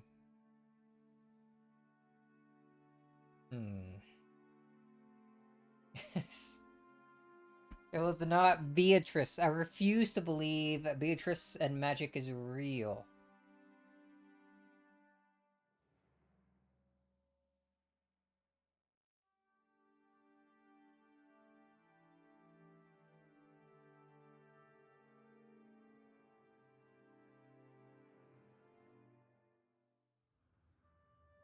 Also, another thing I was thinking about.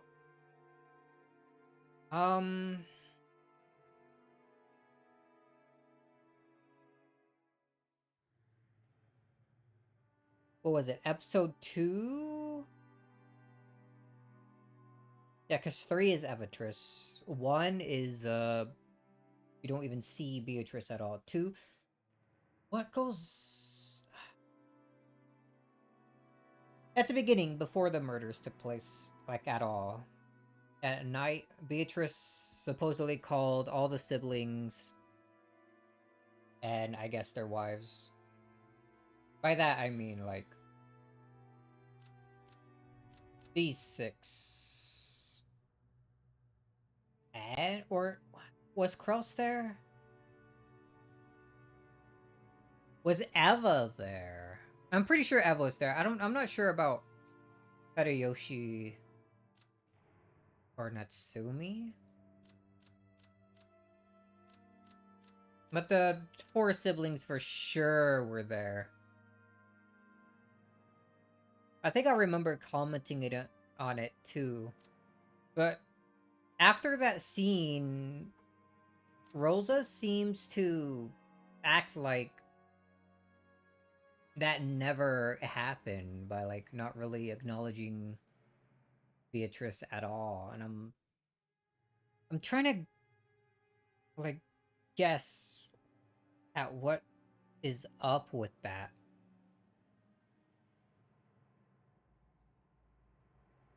Is she the culprit? In episode 2? She lasts all the way to the end, and she wanted one of the gold bars, where like we see her sneaking back to go get it.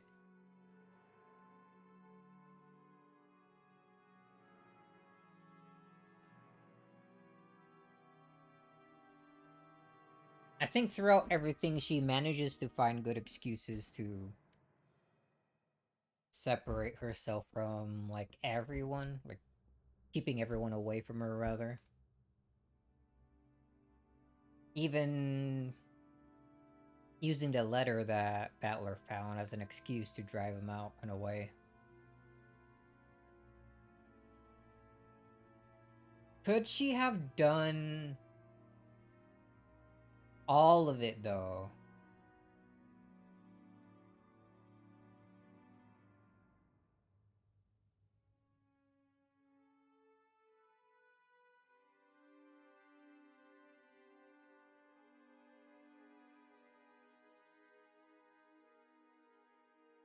Could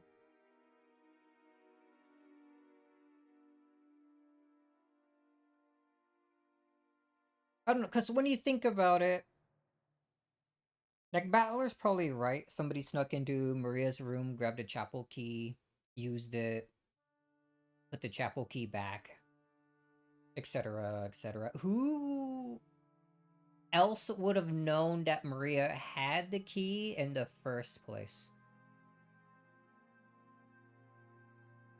It would be whoever was, I guess, pretending to be Beatrice at the start. The ones who gave them the key. But that encounter could also have probably never have taken place. Right? Because no one else was there to witness it aside from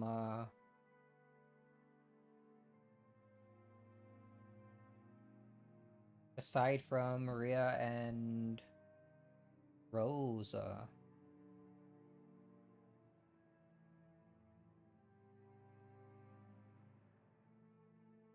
And man, I think thinking back on it some more, like that was before they even met in the chapel. So Rosa should have for sure like acknowledged the existence of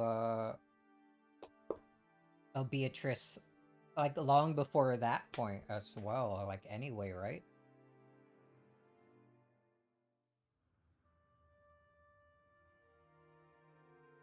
I'm like I'm yapping and thinking as I like eat this cake here. Just stalling. So I can eat more of it. Alright, back to that. Near the end of the episode, Rosa goes on to make some point about how do we know if Battler is actually like actual Battler and not some imposter that came in to like saying he was Battler to like try to steal the fortune and whatnot.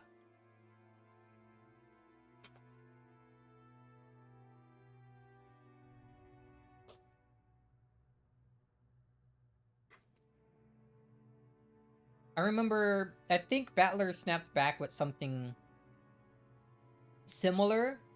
Like, how do we know that's actually Rosa? And now I'm thinking, like, after thinking about the events at the start of that episode, how are we actually sure that it is Rosa to begin with? Like, after what happened with the chapel and all that, how are we sure that the Rosa like then is actually the Rosa that was in the chapel that night and was in there with like Maria and the Rose Garden and all that, like the entire previous day?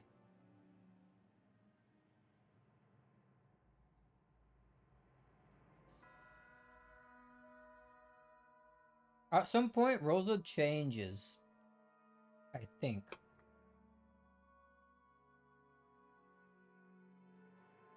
I was like,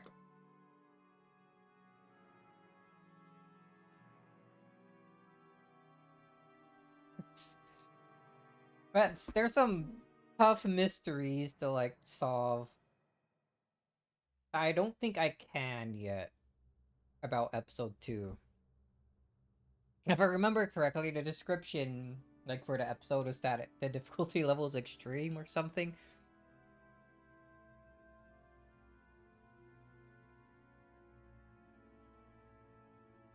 Which I guess fits. It makes sense, because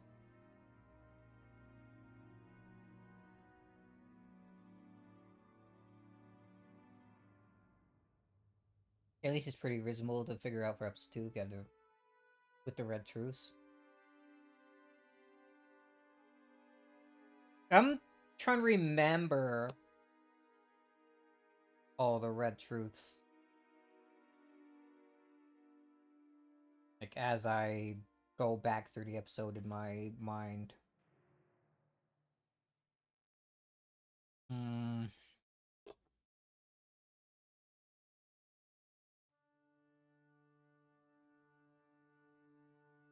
Like, going back to the servant room, it's possible that Anjo, Nanjo, Kumasawa, or even the both of them are like faking their deaths there at some point. That whole thing with Canon, probably most certainly did not happen.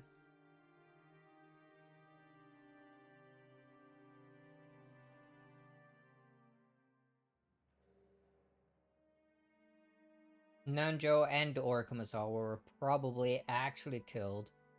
But I'm wondering about, like, I remember pointing it out then too. They're like the stake in Kumasawa's leg, I'm pretty sure was not embedded all the way in. Like, every time the stake was used, it was like described as being so far in that it would have needed like a tool or someone with some extreme amount of strength to like drive it in that far. But with Kumasawa's, when they found the body, the stake was apparently used, but it wasn't like deep in at all, and it had apparently fallen out. Which is another strange point.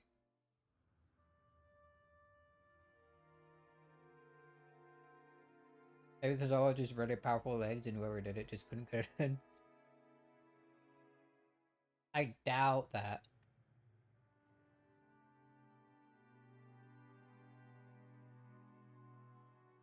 I don't remember what it was like for Nanjo, the stake that was in him.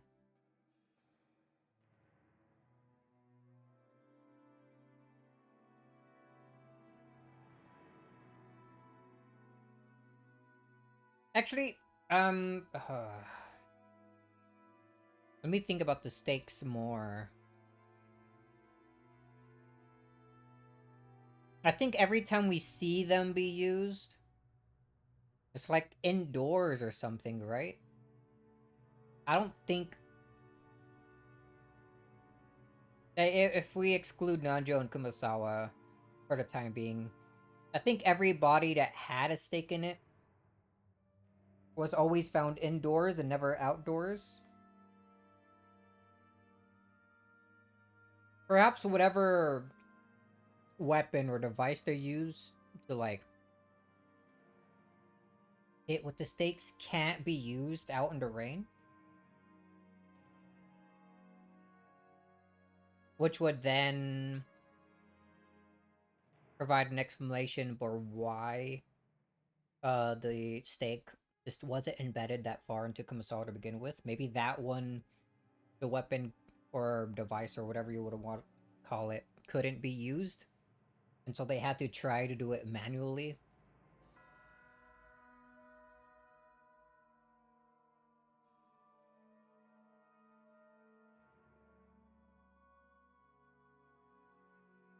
Hmm.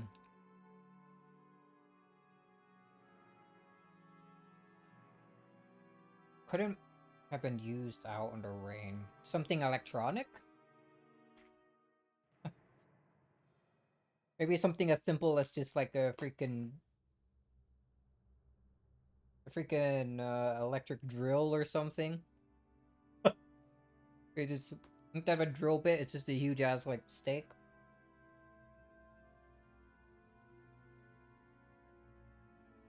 Hmm. Man, this break's been going on for a long time. I should probably get back on with the story, but I'm kind of enjoying thinking about the possibilities for what actually happened in episode 2.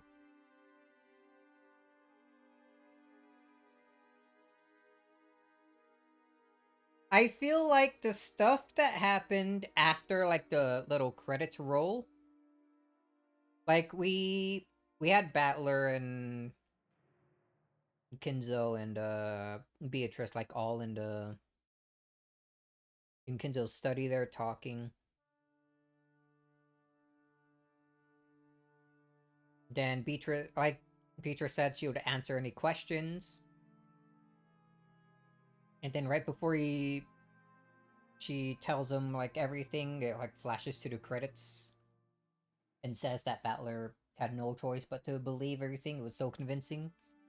I think at that point, everything beyond didn't actually happen. Think about the mysteries part of the gameplay? I suppose so.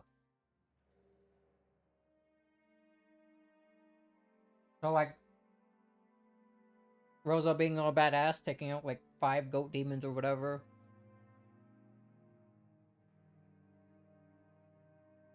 Whole thing at the ball or ceremony, whatever.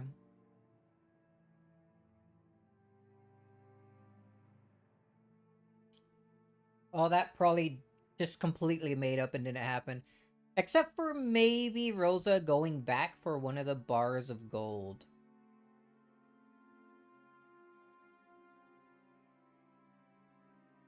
But if that actually did happen, how did she die? How did she and Maria, like, die at the end? Because everyone died in episode 2.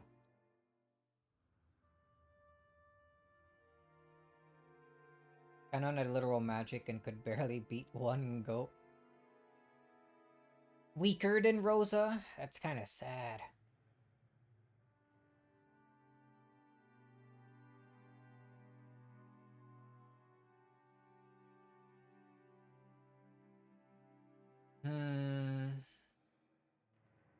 If Rosa at the end there, grabbing the bar gold and trying to get away from the island, if at least that much is real. Who was she running from, rather, yeah. Maybe she was working with someone else?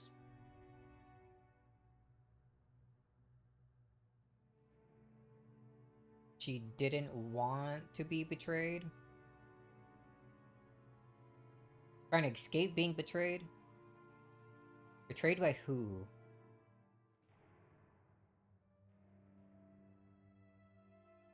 I feel like the only ones around who...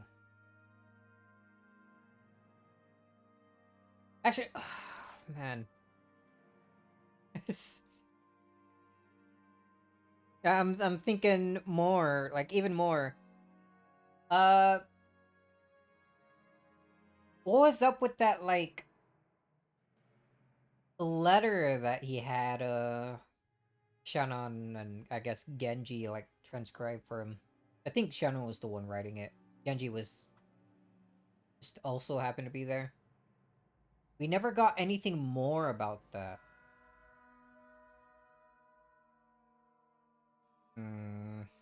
Yes. I'm not getting any closer to answering what could have happened. How about episode 1 if we just think about that real quick? I think the smash faces are pretty good for like intentionally hiding like identities of like people who might be trying to fake their deaths.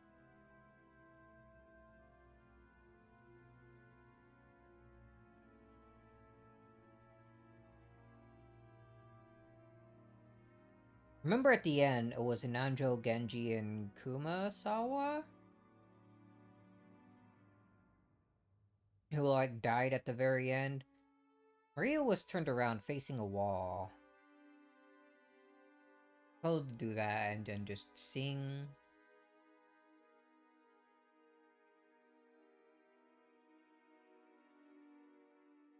Oh, what was in that letter that Sui read at the end before going off?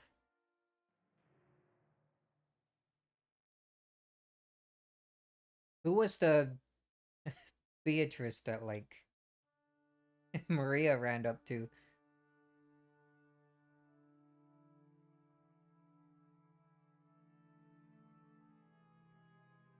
Natsui apparently took her own life with the gun after seeing Beatrice. But who could have been the culprit to make her do that? If she even did that herself, she could have been just shot with a different gun, right? We do know, at least from episode 3, I believe, that there's more than one gun. But can we take that as info for other episodes? Did the like extra 3 guns actually exist in all the other episodes, or was that only something that's true for episode 3? I have to reread all of it. It's gonna take forever, dude. Alright, one more bite of cake. Up some coffee and then we'll continue. Perhaps we'll think more about it as we get closer to the end of this episode. We haven't even made it to the first Twilight.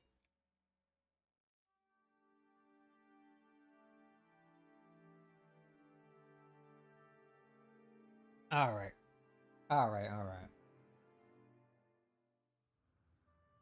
Let that all in the back of my mind again. At least worked as a refresher for what happened in previous episodes. To just keep there and maybe reference later. Ah. There we go. Right. So we had that. Oops. So there was Maria becoming a witch, getting cool dress. Sakataro becoming a real boy, just like Teddy. Oh man. I wonder if Joey did that. And then I guess we're back in the future here. With this whole future story that's going on. Happened in April 1987. Who's talking? 私は友人からある奇妙な依頼を受けました。とある大富豪の遺品である蔵書が大量に競売にかけられていて、This after the murders and all that? その一部に民族学的にも考古学的にも、あるいはオカルト的な意味でも極めて価値の高いものが含まれていると思われる。その価値を内密に見てほしいというのです。20-minute crash out by Sakataro. Just when he was first introduced, or like, you know what? I'll get to it eventually. That sounds amazing. Sounds. Oh man. 87年六軒島での事件の半年後 Okay, so an auction after the crime, selling off Kinzo's books, I suppose. さようです。それらの蔵書は六軒島での難を逃れたものと説明されていました。それを島の所有者である後宮エバ氏が競売に出したというのです。This was apparently a high-class restaurant. The middle-aged man was sitting across from Andre in a secluded, quiet seat. Amakusa could be seen by the entrance. He was probably keeping a lookout for pursuers from the Umadera family. The scholarly man across from Andre spoke politely, but with enthusiasm. He didn't lay a finger on the food in front of him, so you could tell how excited he was as he spoke fervently. He was a professor at a certain college and particularly well known as an authority on Western folklore. However, among his life works, that was only a convenient exterior.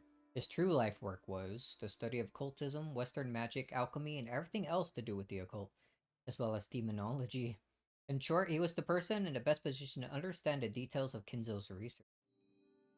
Oh. He's actually going to get added way in the corner. Wow. Professor certain Colo's well known. Yeah. I'll be researching the Rokkanjima witch legend as one of the witch hunters. The primary focus of the witch hunt is the pasting together of the occult stories and trying to make them match with the Rokkanjima incident, making it much more of a mental game for dilettantists. What? and enthusiasts of the mystical than the scientific investigation into the truth of the crime. Professor Itsuki. まず蔵書を鑑定して分かったことは、後宮エヴァ氏には民族学的な教養は全くなく、そしてその蔵書の本来の持ち主である後宮金蔵氏は、日本で五子に入る悪魔学の権威であったことは間違いないということです。All five authorities in demonology. April 1987.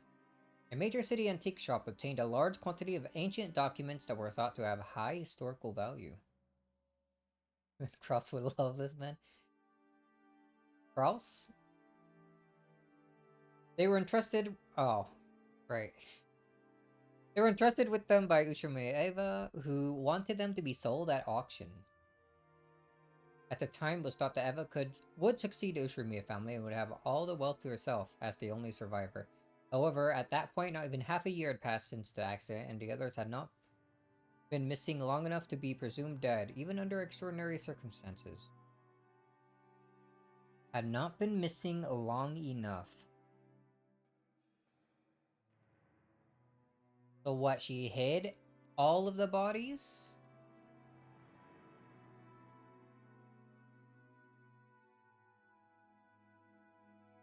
Because of that, Eva had supposedly been in a very tight spot financially, unable to collect on her family's life insurance.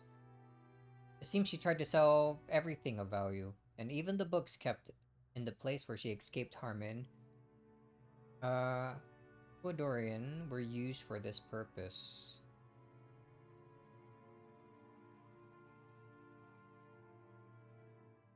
So she knew where that second mansion was.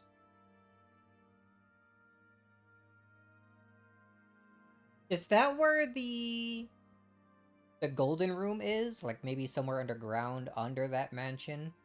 I remember at the beginning of the episode, they talked about its existence, but nothing of value, nothing, no events really happened there. It was still all within the main, like, Ushiromiya, like, manor, rose garden, and guest house. As far as I know, they all acknowledged that it could exist, but never went beyond that because they didn't know how to get there or where exactly it would be. Which I guess makes it a bit more strange. How did she know? She used it as, alibi isn't the correct word here. But she used it in her story. That's probably better suited for what I'm trying to say. That's where she'd been during the time of the, I guess, quote-unquote accidents that happened to the rest of her family.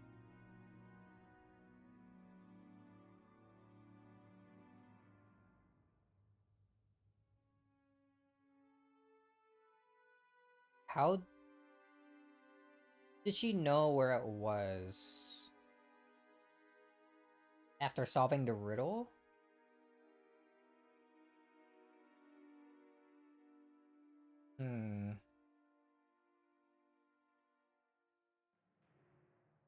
At least found it eventually, probably because of massive... How much time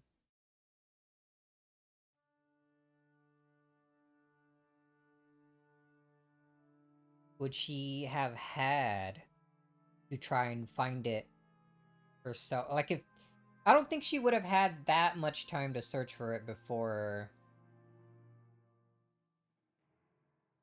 people started wondering where, like, everyone in her family ended up. Like, where they are and all that.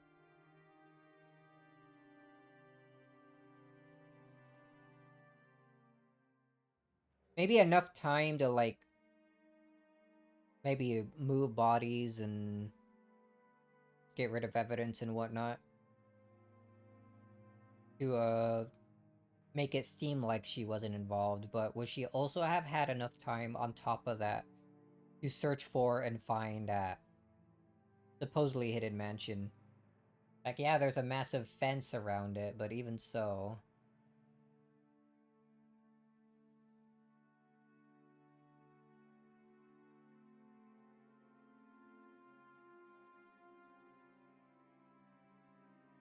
No, I don't think that golden room could have been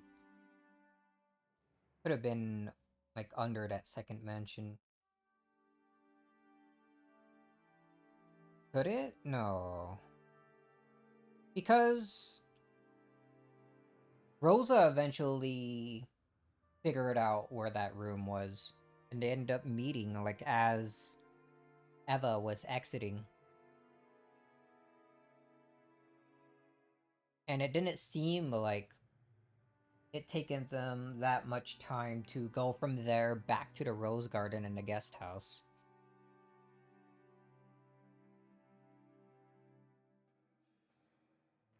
So Eva either found that mansion or knew existed, like, from the start. And I think the latter is probably more possible, right?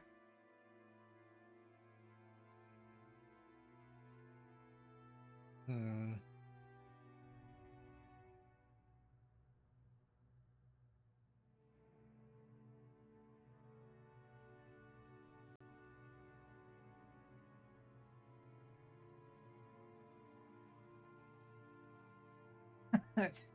Alright, let me stop thinking for like another 10 minutes and continue with the story. Because I find that line of thought interesting, but I don't think it's gonna get me that much closer to solving some other things.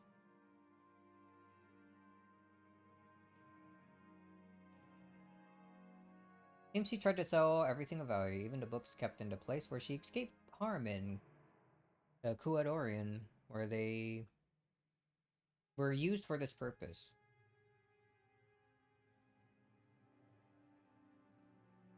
These old books, which would eventually be called the Ushuramiya Library, were later gathered from antique shops by authorities in the field so that they could be appraised.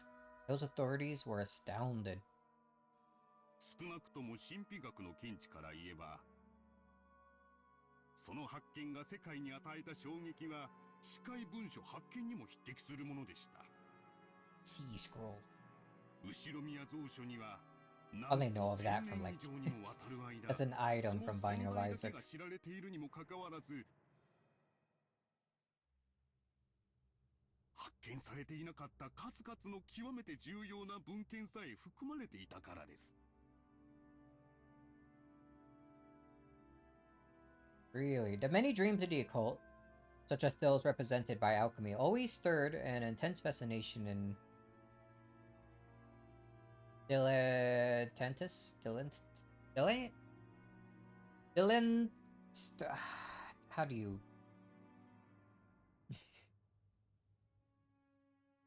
How do you pronounce this? How do you get the? Is it?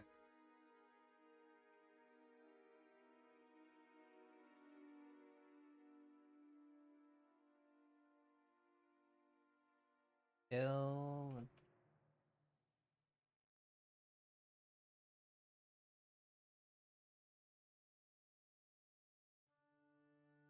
Amateurs?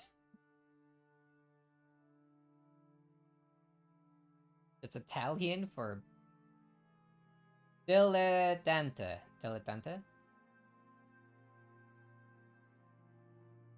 No.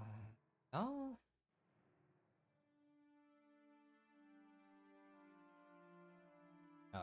Anti? That's not quite right. I think it's giving me the wrong language that this translates into. Maybe? I don't know. I don't know anymore. Whatever, continue. It is whispered that many magic books of great historical value currently unknown to the public might be in a secret possession of extremely wealthy lovers of the occult. Items such as Leonardo da Vinci's notebooks, which are particularly popular among dilettantists, are said to be, I'm butchering that word every single time. I just resign myself to that.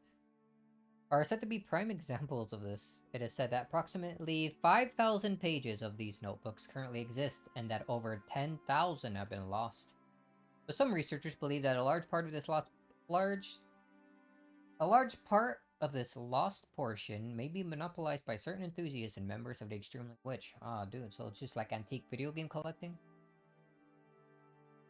Or not even antique video. I'm thinking of like people who like get their hands on like rare video game like betas and alphas and whatnot.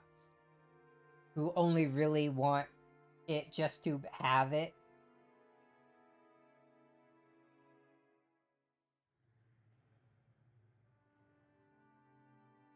I'm about to get mad again. It is said that because of this, even now, dilettantes who can't help but seek these spare no can't help but seek these spare no expense to search around for quietly hoarded away and unannounced notebooks. There's probably no doubting that Ushiromiya Kinzo was himself one of those dilettantes. No one knows what Kinzo went through to obtain these, but there can be no mistake that he used his vast wealth freely, buying them off of other rich people with the same hobby as him. Those books, which were so valuable that enthusiasts could never satisfy their desire to hoard them away, were discovered in large numbers at the end of the 20th century.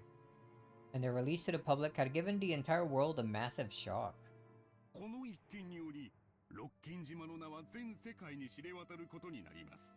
そして同時に六軒島の事故によって未発見のさらに価値ある蔵書が大量に失われた可能性が高いことも全世界に衝撃を与えました。 During the accident, even more books were lost during the What, did she set fire to the mansion or something? これにより六軒島と後ろ宮蔵書の名は我々にとって生涯忘れないものとなったのです。 Our memories. That R probably meant the occult neck of the woods with the same hobby as Kinzo's. Because of that incident, the name Rakanjima had taken on a vital meaning in the world of the occult. Just an accident, a little oopsies. There certainly have been a lot of reporting about the accident on Rakanjima itself, but not on an international level. However, this one part had spread across the world, taking the image of Rakanjima as a small island in the Izu archipelago and painting it over as a demonic island where riddles, suspicion, mystery, and the occult met.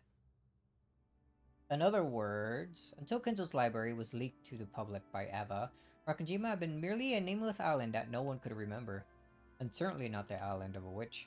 However, when knowledge of the Ushiromiya library spread over the planet, Rakanjima's image immediately took on an occult twist. そしてそこへ起こるのが例のメッセージボトル事件です。これがあの島を魔女の島に変えた。伊豆諸島の無名の小島がオカルトの島へ、そして謎の魔女ベアトリーチェの島へと変遷していったのです。後ろ宮蔵書とメッセージボトル、このどちらが欠けても六軒島魔女伝説は成り立たなかったと言えます。 Man,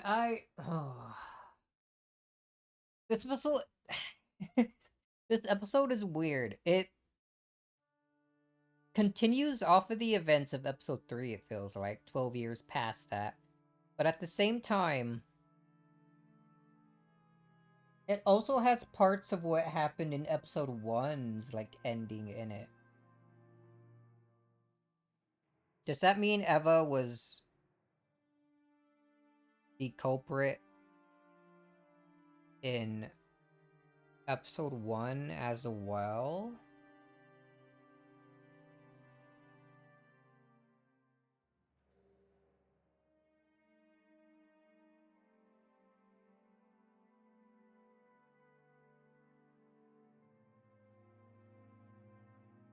Remember the receipts.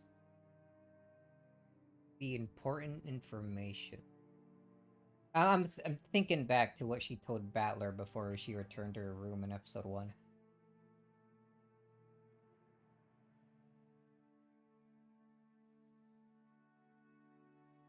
How did Kenzo disappear if that receipt was there? How can we trust that info to begin with? Only she knew of it being there. I do think that like Hideyoshi apparently caught on well to what Eva was getting at with the receipt. But I think he caught on too well based on that, like how that entire conversation and stuff was going. How did he guess that hiding the receipt there and using it as like a marker of if the door opened or not was what she was getting at? Seems a bit odd to me. I also had a theory that they were just faking it, like their deaths, when it came to that whole locked room.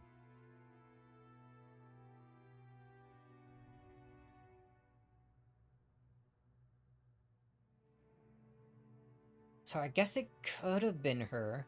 But then in episode 2...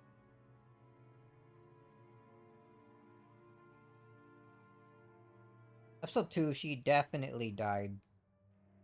She was for sure dead. I think I'm holding on for now that Rosa was probably the culprit. Maybe working with someone else, but I couldn't tell who that might have been.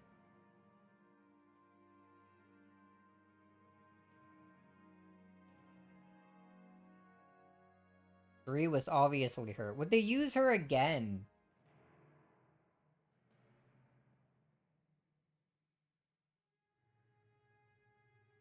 Maybe that doesn't matter, using her again, I mean.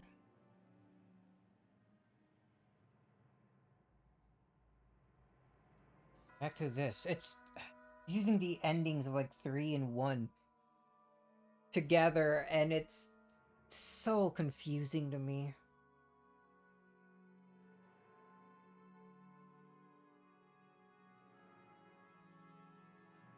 How can that be? Because in episode 3, Maria was absolutely like 100% dead. She couldn't have written that message in a bottle.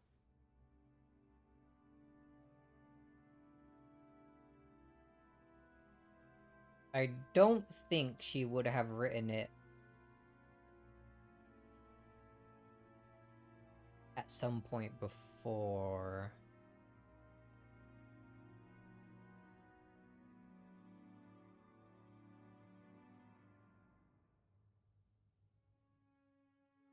It could have been part of Eva's plan, and it wasn't written by Maria in the first place, but by Eva. And then she tossed it out, waiting for someone to eventually find it so that she could strengthen the legend of the witch. To like confuse everyone.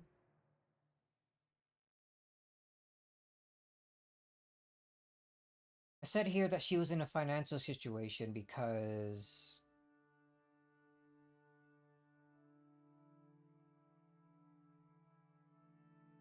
something about the family being missing, not missing long enough to be proclaimed dead, I guess. Missing. So what, she hid all of the bodies somewhere? At the end of episode 1, there were apparently like... It was said that at least Battler and the others were said to be missing. Parts of them like were found, like a jawbone here and there and whatnot.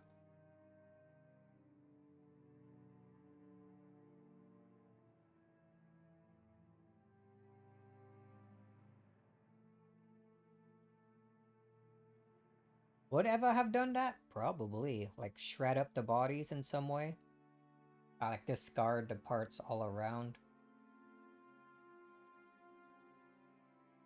There are no wolves on Rokkanjima. We learned that from other episodes. If that's to be used as like info for all the other episodes, I don't think wild animals could have like torn them up and whatnot. Oh man. I guess she could have hidden all the bodies like down in that golden room. I mean, it was a room hidden by a riddle. I don't think anyone would be able to just find it without knowing what that whole riddle and whatnot was about.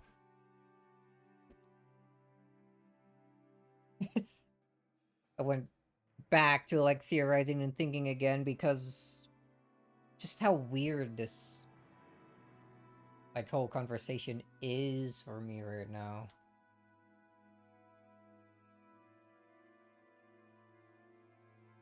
You might say that lacking either the Ushiromiya library or the message bottle, the Rakujima legend would never have been established. So was that maybe the actual point of Eva selling off the books?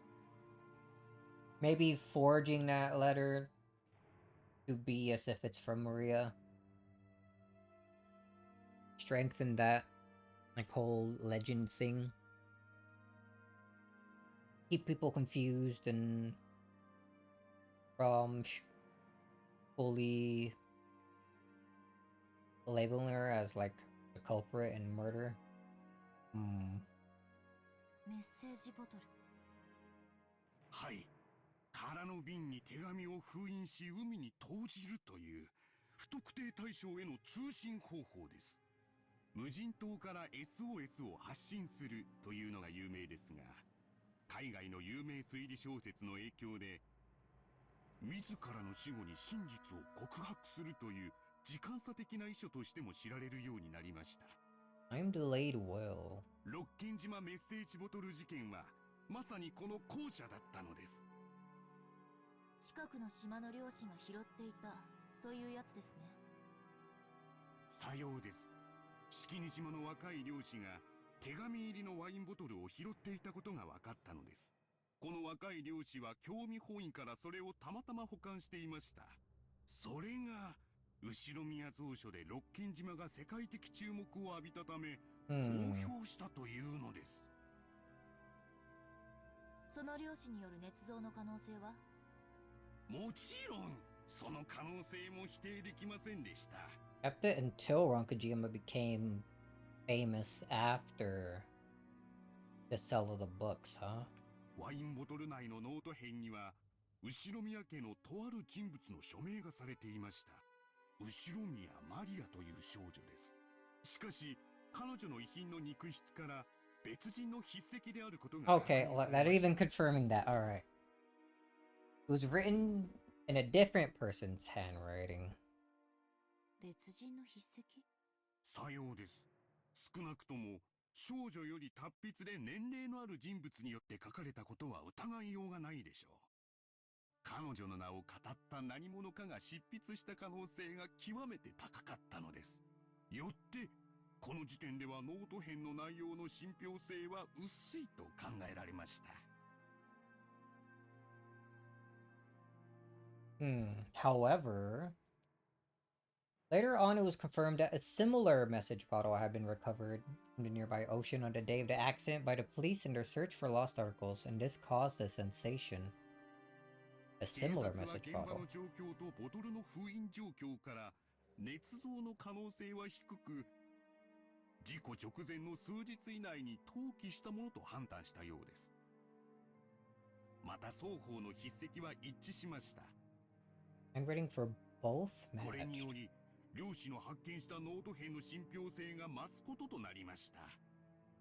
メッセージボトルの内容については週刊誌などが繰り返し報道しているようですが、説明がいりますかな？いいえ、一応知っていますので。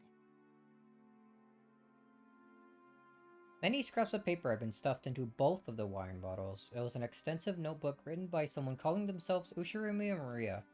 But who wasn't Maria? in which told of the events starting from the day before the accident up until the day of the accident in a diary-like way.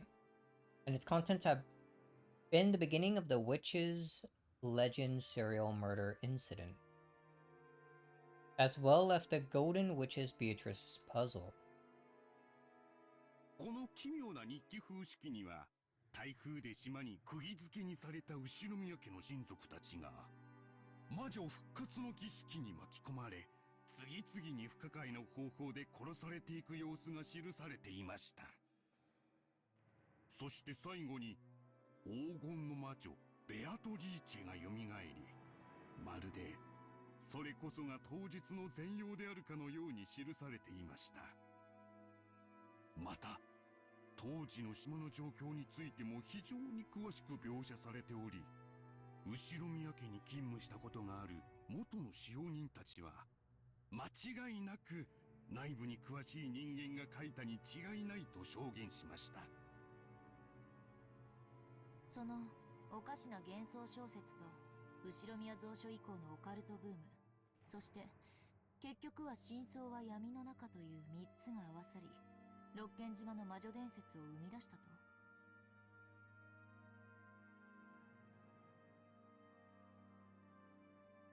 In this, like, timeline,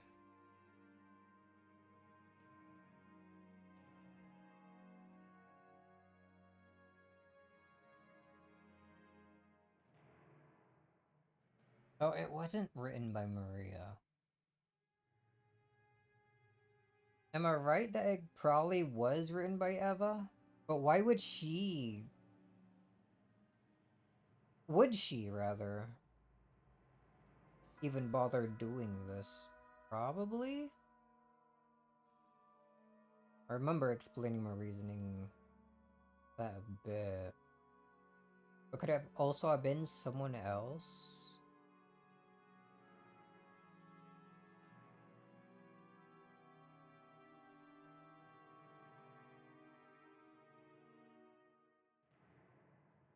I don't know. Would it have been Eva? Because it calls what happens at the, like, mansion, like, as a murder. Which I think Eva was avoiding, like, in the first place. She wanted it to be an accident.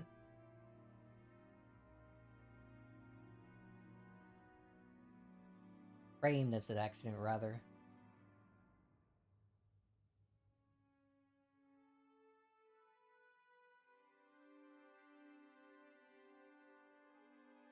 Few days before. Before? When did Eva say the accident even happened?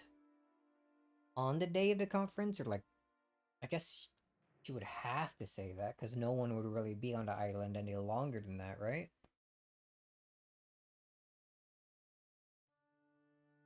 Someone much older.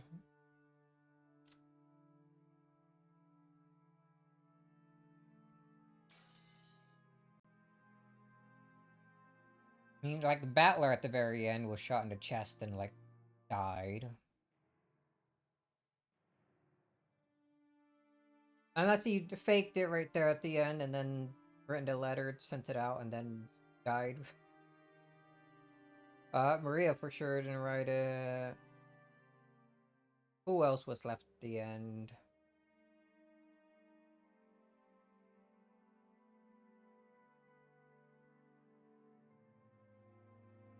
Did Nanjo actually die? We see him dead, but that was like when Eva Beatrice was like playing with him. Pretty much.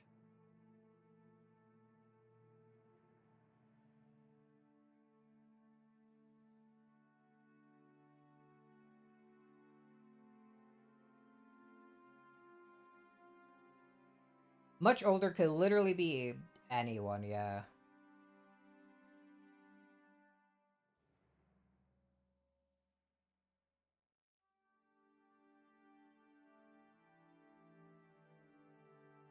I forgot if it was stated if George was actually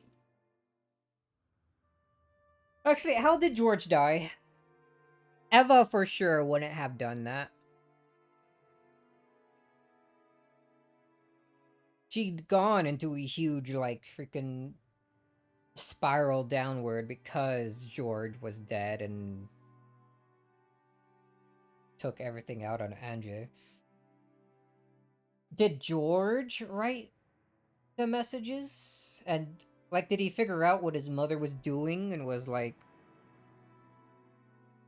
write the messages to try and help people figure out the truth? Before maybe taking his own life? Or something similar? Because I don't think...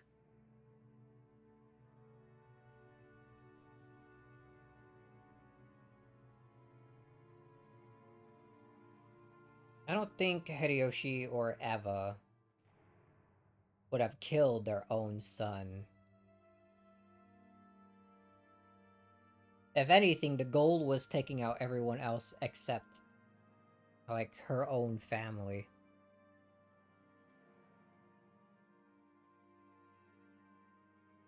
Based on everything we see from George over, like, other episodes, I don't see him as being capable or even accepting of, like, murdering the rest of the family.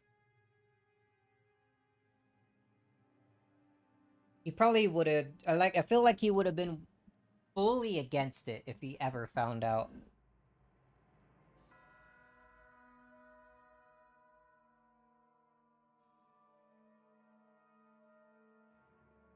Like, if he found out that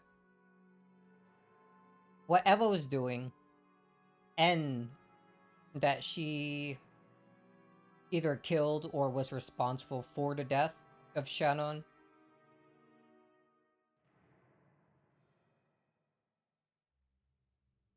I don't see him taking that very well at all.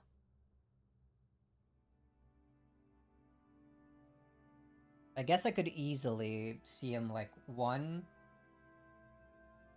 writing, like, those messages and putting them into wine bottles, sending them out, and then going back by Shannon's side before possibly ending things. They were in wine bottles. We do know from I think it was episode 2 that the wine bottles, I guess, could be found pretty or, like, decently close to the parlor. They're, like, in the, I guess, in a dining room. I remember Battler taking one of them out and drinking for a bit. An expensive, like, alcohol or wine or something.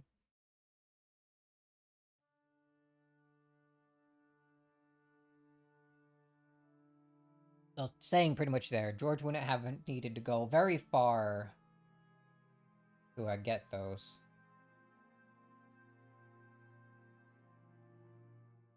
He wouldn't have been able to detail all of the events, but most of them, if he did everything at that point. Like, right before he died.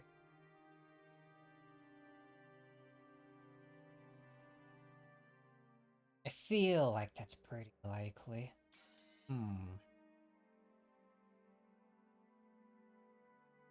Oh, but man, that's like...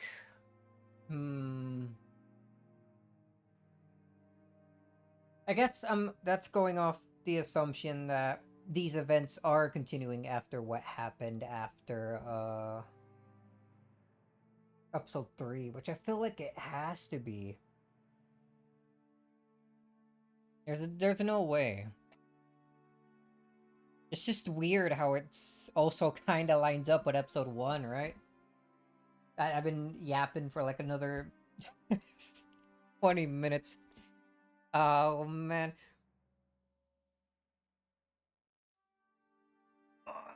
We got like through a good like 10 text boxes before another 20 minutes of yapping. Yeah, let me drink more coffee and then we'll continue this.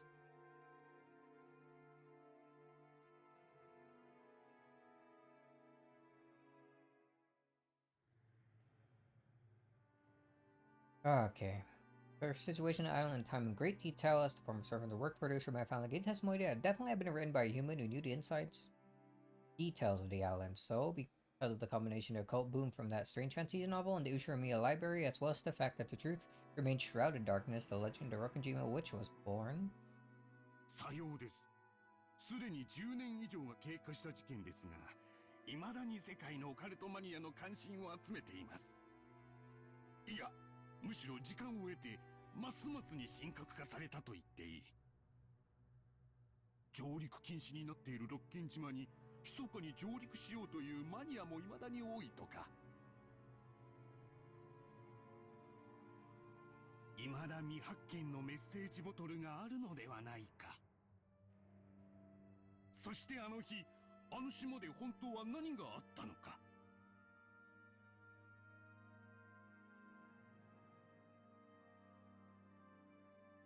Huh.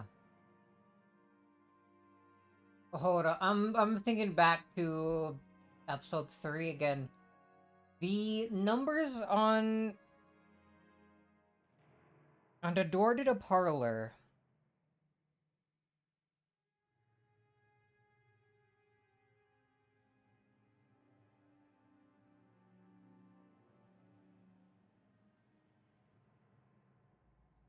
What? Oh man, what was it? Which or not what was the numbers, but like what does it mean? Am I maybe right in my thinking that George written the letter about what my thoughts on the events are?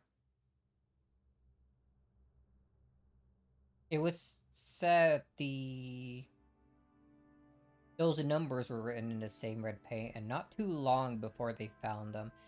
Eva was surprised to see him, and didn't understand what they were either. And she seemed, I guess, expectedly like surprised that George actually being dead in there. Oh wow, look at you remembering them. 07151129.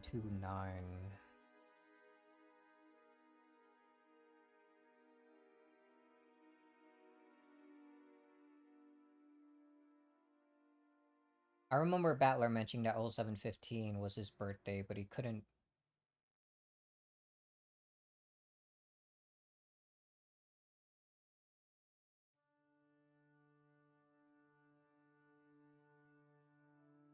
Didn't know what the others would mean.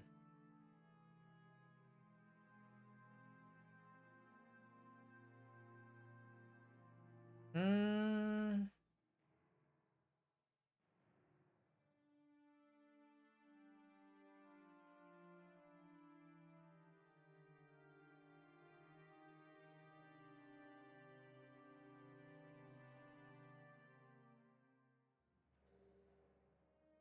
Hold on, I'm gonna look at.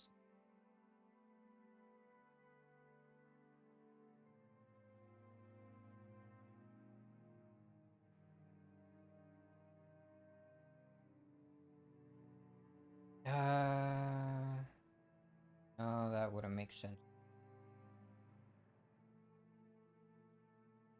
1129.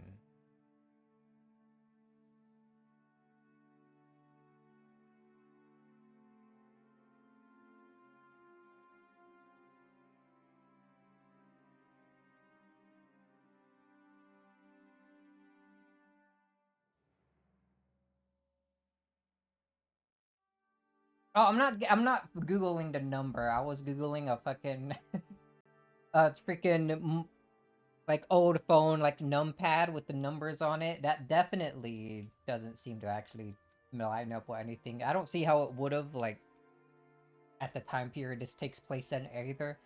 I think rotary phones had like letters on them too, like as well. Actually.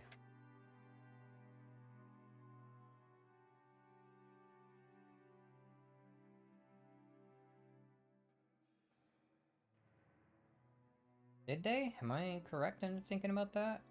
They did, but the ones are like stars or something. They don't have any. It's basically the same as like a push button phone.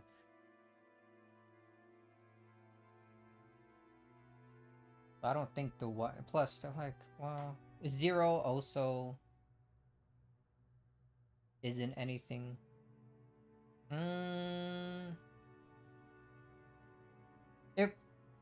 If Battler was right that 0715 was his birthday, is the next part 1129 supposed meant to be like a message for Battler?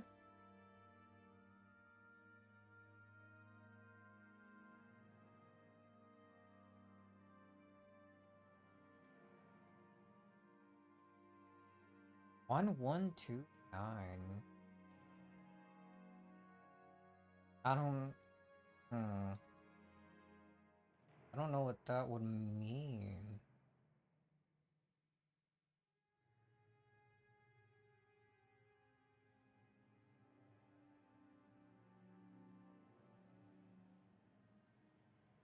It's possible that Battler wasn't correct in that assumption anyway.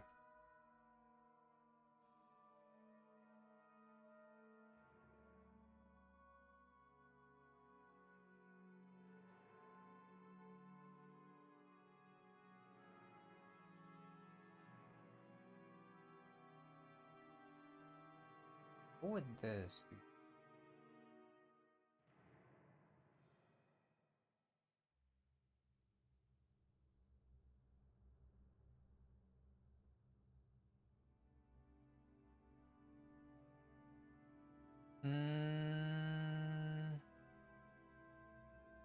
No.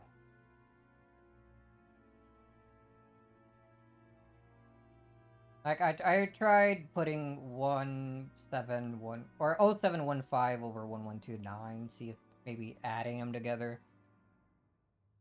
has done anything.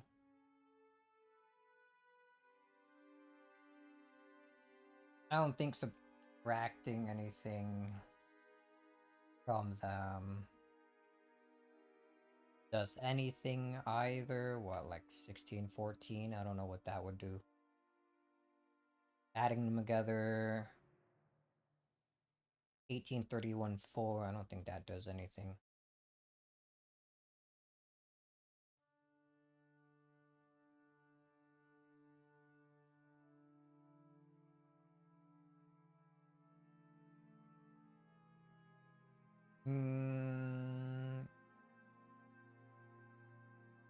What if they're like groups? Like what? 750.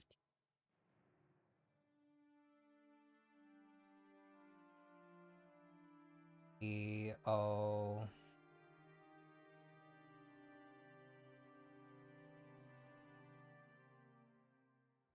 Oh, but the last one is 29. There's no like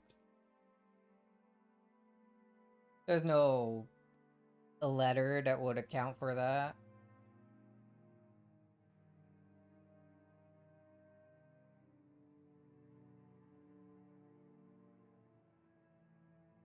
Oh no, ask Battler. Fun fact though, 71511 is GOK. Goku. He has the answer. That's I'm getting nowhere. There was another 10 minutes wasted. Sick. Where were we? Right. I'm thinking just to recap back on my mindless theorizing. I'm thinking George probably sent out those letters. Like, figured out what Eva had done. His mother. Sent out those letters as to get the truth out there and just... I guess because he didn't want to... like, accept things or confront his mother about it. Or anything. Went by Shannon's side and then ended things there. Putting up maybe that, like, those set of numbers as a message before doing so.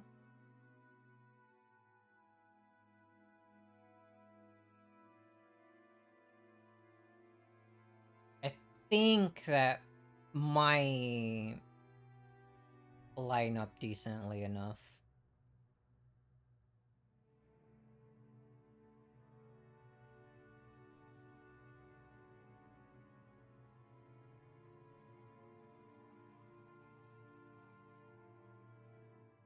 Hmm. 未だに議論はつきませんとも。 There's still so much to be discussed. Telling me. As though he finally remembered that he'd been going on and on for some time, the man took a gulp of water. His pottage was getting cold, but it seemed that this man's hunger had already been blown away. 確か漁師のノート編と警察のノート編で内容が全く違うと聞きましたが。さようです。こ Hmm. のせいでロッキン島ミステリーはさらに面白みが増したのです。2つのボトルの中身はどちらも事故前日から当日までを記した日記風の式です。しかしその内容は共に前日から当日を記した内容であり、にもかかわらず内容は全く異なったのです。 Both their contents the same 2-day period, they were completely different. まるでどちらかが真実でどちらかが虚偽のような、あるいは両方とも虚偽なのかもしれない。しかし始まりと終わりだけは一致するのです。 Ah. 始まりは親族たち18人は台風で島に閉じ込められた。そして終わりは全員が死に黄金の魔女がよみがえり、すべては黄金鏡に飲み込まれる。 The contents of both message bottles wrote about the events of the day before the accident and the day of the accident, but the details were completely different. Both diaries outlined a serial murder following the epitaph of the witch, but the order of the sacrifices, the way they died, and even the tale of the 2 days were different. However, in both, everyone died in the end and the witch revived, making for the same general plot. あの島で何があったのか。唯一の生存者である後宮エバ氏が沈黙していた以上、あの2日間の出来事は全てが闇の中です。この2つの日記はその闇を埋める仮説をこともあろうか2つも提示してみせたのです。 It wasn't George then.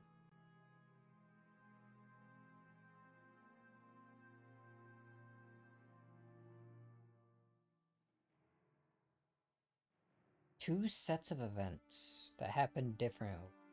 どちらの日記でも2日間を説明できる。しかしどちらが正しいのか、あるいは正しいことが含まれているのかさえわからないのです。 Schrodinger's cat box. If it isn't denied, even a mixture of truth and fiction can be the truth. Through the media, these scraps of paper have of course been shown to Eva as well, but in the end, she never broke her silence. 誰が何のためにメッセージボトルを。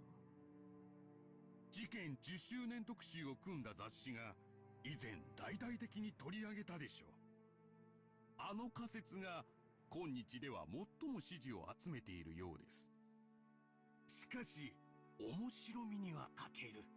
あの島であの日何が起こったのか、それを考えるのがウィッチハントの醍醐味なのですな。ウィッチハント。ああ、ロッキン島ウィッチハントとは、この事件の真相をオカルトの側面から説明しようと試みるマニアの集いのことです。後宮蔵書から謎の2日間、そして黄金の魔女の伝説など、ロッケン島に関わる謎は今でもマニアの間で盛んに議論されているのです。10周年の時にはニューヨークで国際コンベンションも開かれました。 Convention. 私も日本の代表として参加してきましてね。海外の熱心なウィッチハンターと様々な交流をしてきましたよ。海外では魔女はとても人気のあるカテゴリーでしてね。参加者の年齢幅も下は小学生から上は著名な文化人まで実に幅広い。 Elementary 日 school. 本でも近年ようやく You probably didn't need any more explanation, but he's one of the most famous Rokujima witch hunters in Japan. Even though I didn't ask anything more, he kept on continuing on excitedly all by himself. As I swirled the thin film of my pottage with my spoon, I shrugged my shoulders and sighed. Looks like research about the message bottle really was a waste of time. No, if there's one thing I've found, it's that the notebook supposedly written by Maria Onichan was actually written by a different person faking her name. And that person wrote up an occult legend on their own, put that into a bottle as though it was the truth, and threw it into the sea. I have a question. Why would they go through all the trouble of writing so much in order to prepare a suspicious letter like that? With a message bottle, there'd be no guarantee that it ever passed into anyone's hands. If their luck had been bad, it could have sunk in the ocean, never to be seen by anyone. And even if someone had picked it up, they might have not cared about it and thrown it away. Why would they entrust their confusion of the truth to the sea with such an uncertain method? And why would they write up multiple different tales? If there had been one message bottle claiming that its story was the truth. Let me read that again. If there had been one message bottle claiming that its story was the truth might be reckless, but not impossible. However, because there were two, that made both of them doubtful. If someone was plotting to make out those 2 days to be a work of a witch, then they really did go one step too far. And because there were two, it suggests that an undiscovered third one, or possibly even more, might exist. In other words, the two different contents make both of them harder and harder to swallow. But despite that, the contents both matched in that they told of a witch and a tale. So, is that the main point the writer wanted to get across to us? Seems to me that the only possible explanation is that someone who wanted to give rise to an illusion of witch carried out this crime of their own enjoyment. However, the 17 people other than Aunt Eva lost their lives, and a vast wealth, or maybe even 10 tons of gold, had moved around secretly in the darkness. It doesn't feel right for a confession occurring after all that to bring up this illusion of the witch. Even if we ignore the magazine's theories, it's very doubtful that the message bottle really was a diary. After all, the amount of writing was massive. It's hard to imagine that someone actually caught up in the middle of a serial murder like that would be able to calmly write it down. In that case, it's probably more realistic that this diary was written slowly over a long period of time, up until the day prior to the accident. In that case, would it mean everything in Rakujima was a planned crime with everything prepared for over a long stretch of time? The fact that Aunt Eva left this world without saying anything is infuriating. She definitely said it on her deathbed. She definitely said that her reason for not telling me the truth was because it was her best way of harassing me. Yeah, by now it's painfully obvious. Of all the things Aunt Eva did to harass me, this was probably the last and the greatest. But thinking of it this way, it's pretty doubtful that Aunt Eva is the true culprit. Of course, that's not because the handwriting on the message bottle was different from Aunt Eva's or anything like that. It's because in both tales that were discovered, Aunt Eva was included among the victims. Both tales included? Ah. If the writer of that diary is the culprit, maybe Aunt Eva was also one of the targets to be killed. Maybe Aunt Eva survived because something went wrong. Because I hated Aunt Eva, I came to believe that she had to be the culprit.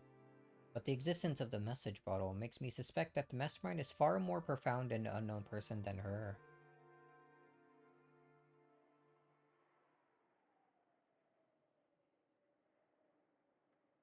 If we take this as after the events of episode 3, she most certainly is responsible for a lot of the deaths, but at the same time, I guess a lot of things probably did go wrong. For one, George died. I don't think she was expecting that. I think Hideyoshi was faking his death, so I don't think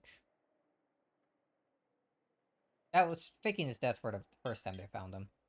I think he probably actually died. Him actually dying afterwards, I think, might have been one of the things that went wrong.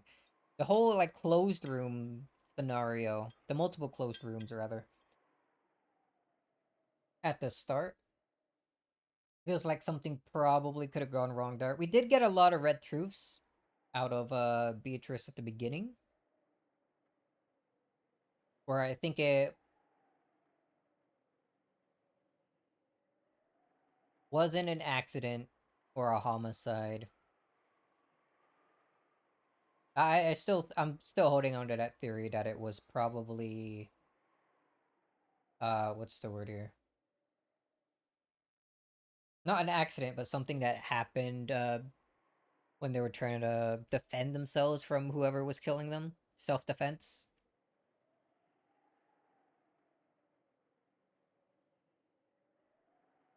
Hmm. Took the weird route and went against the prophecy.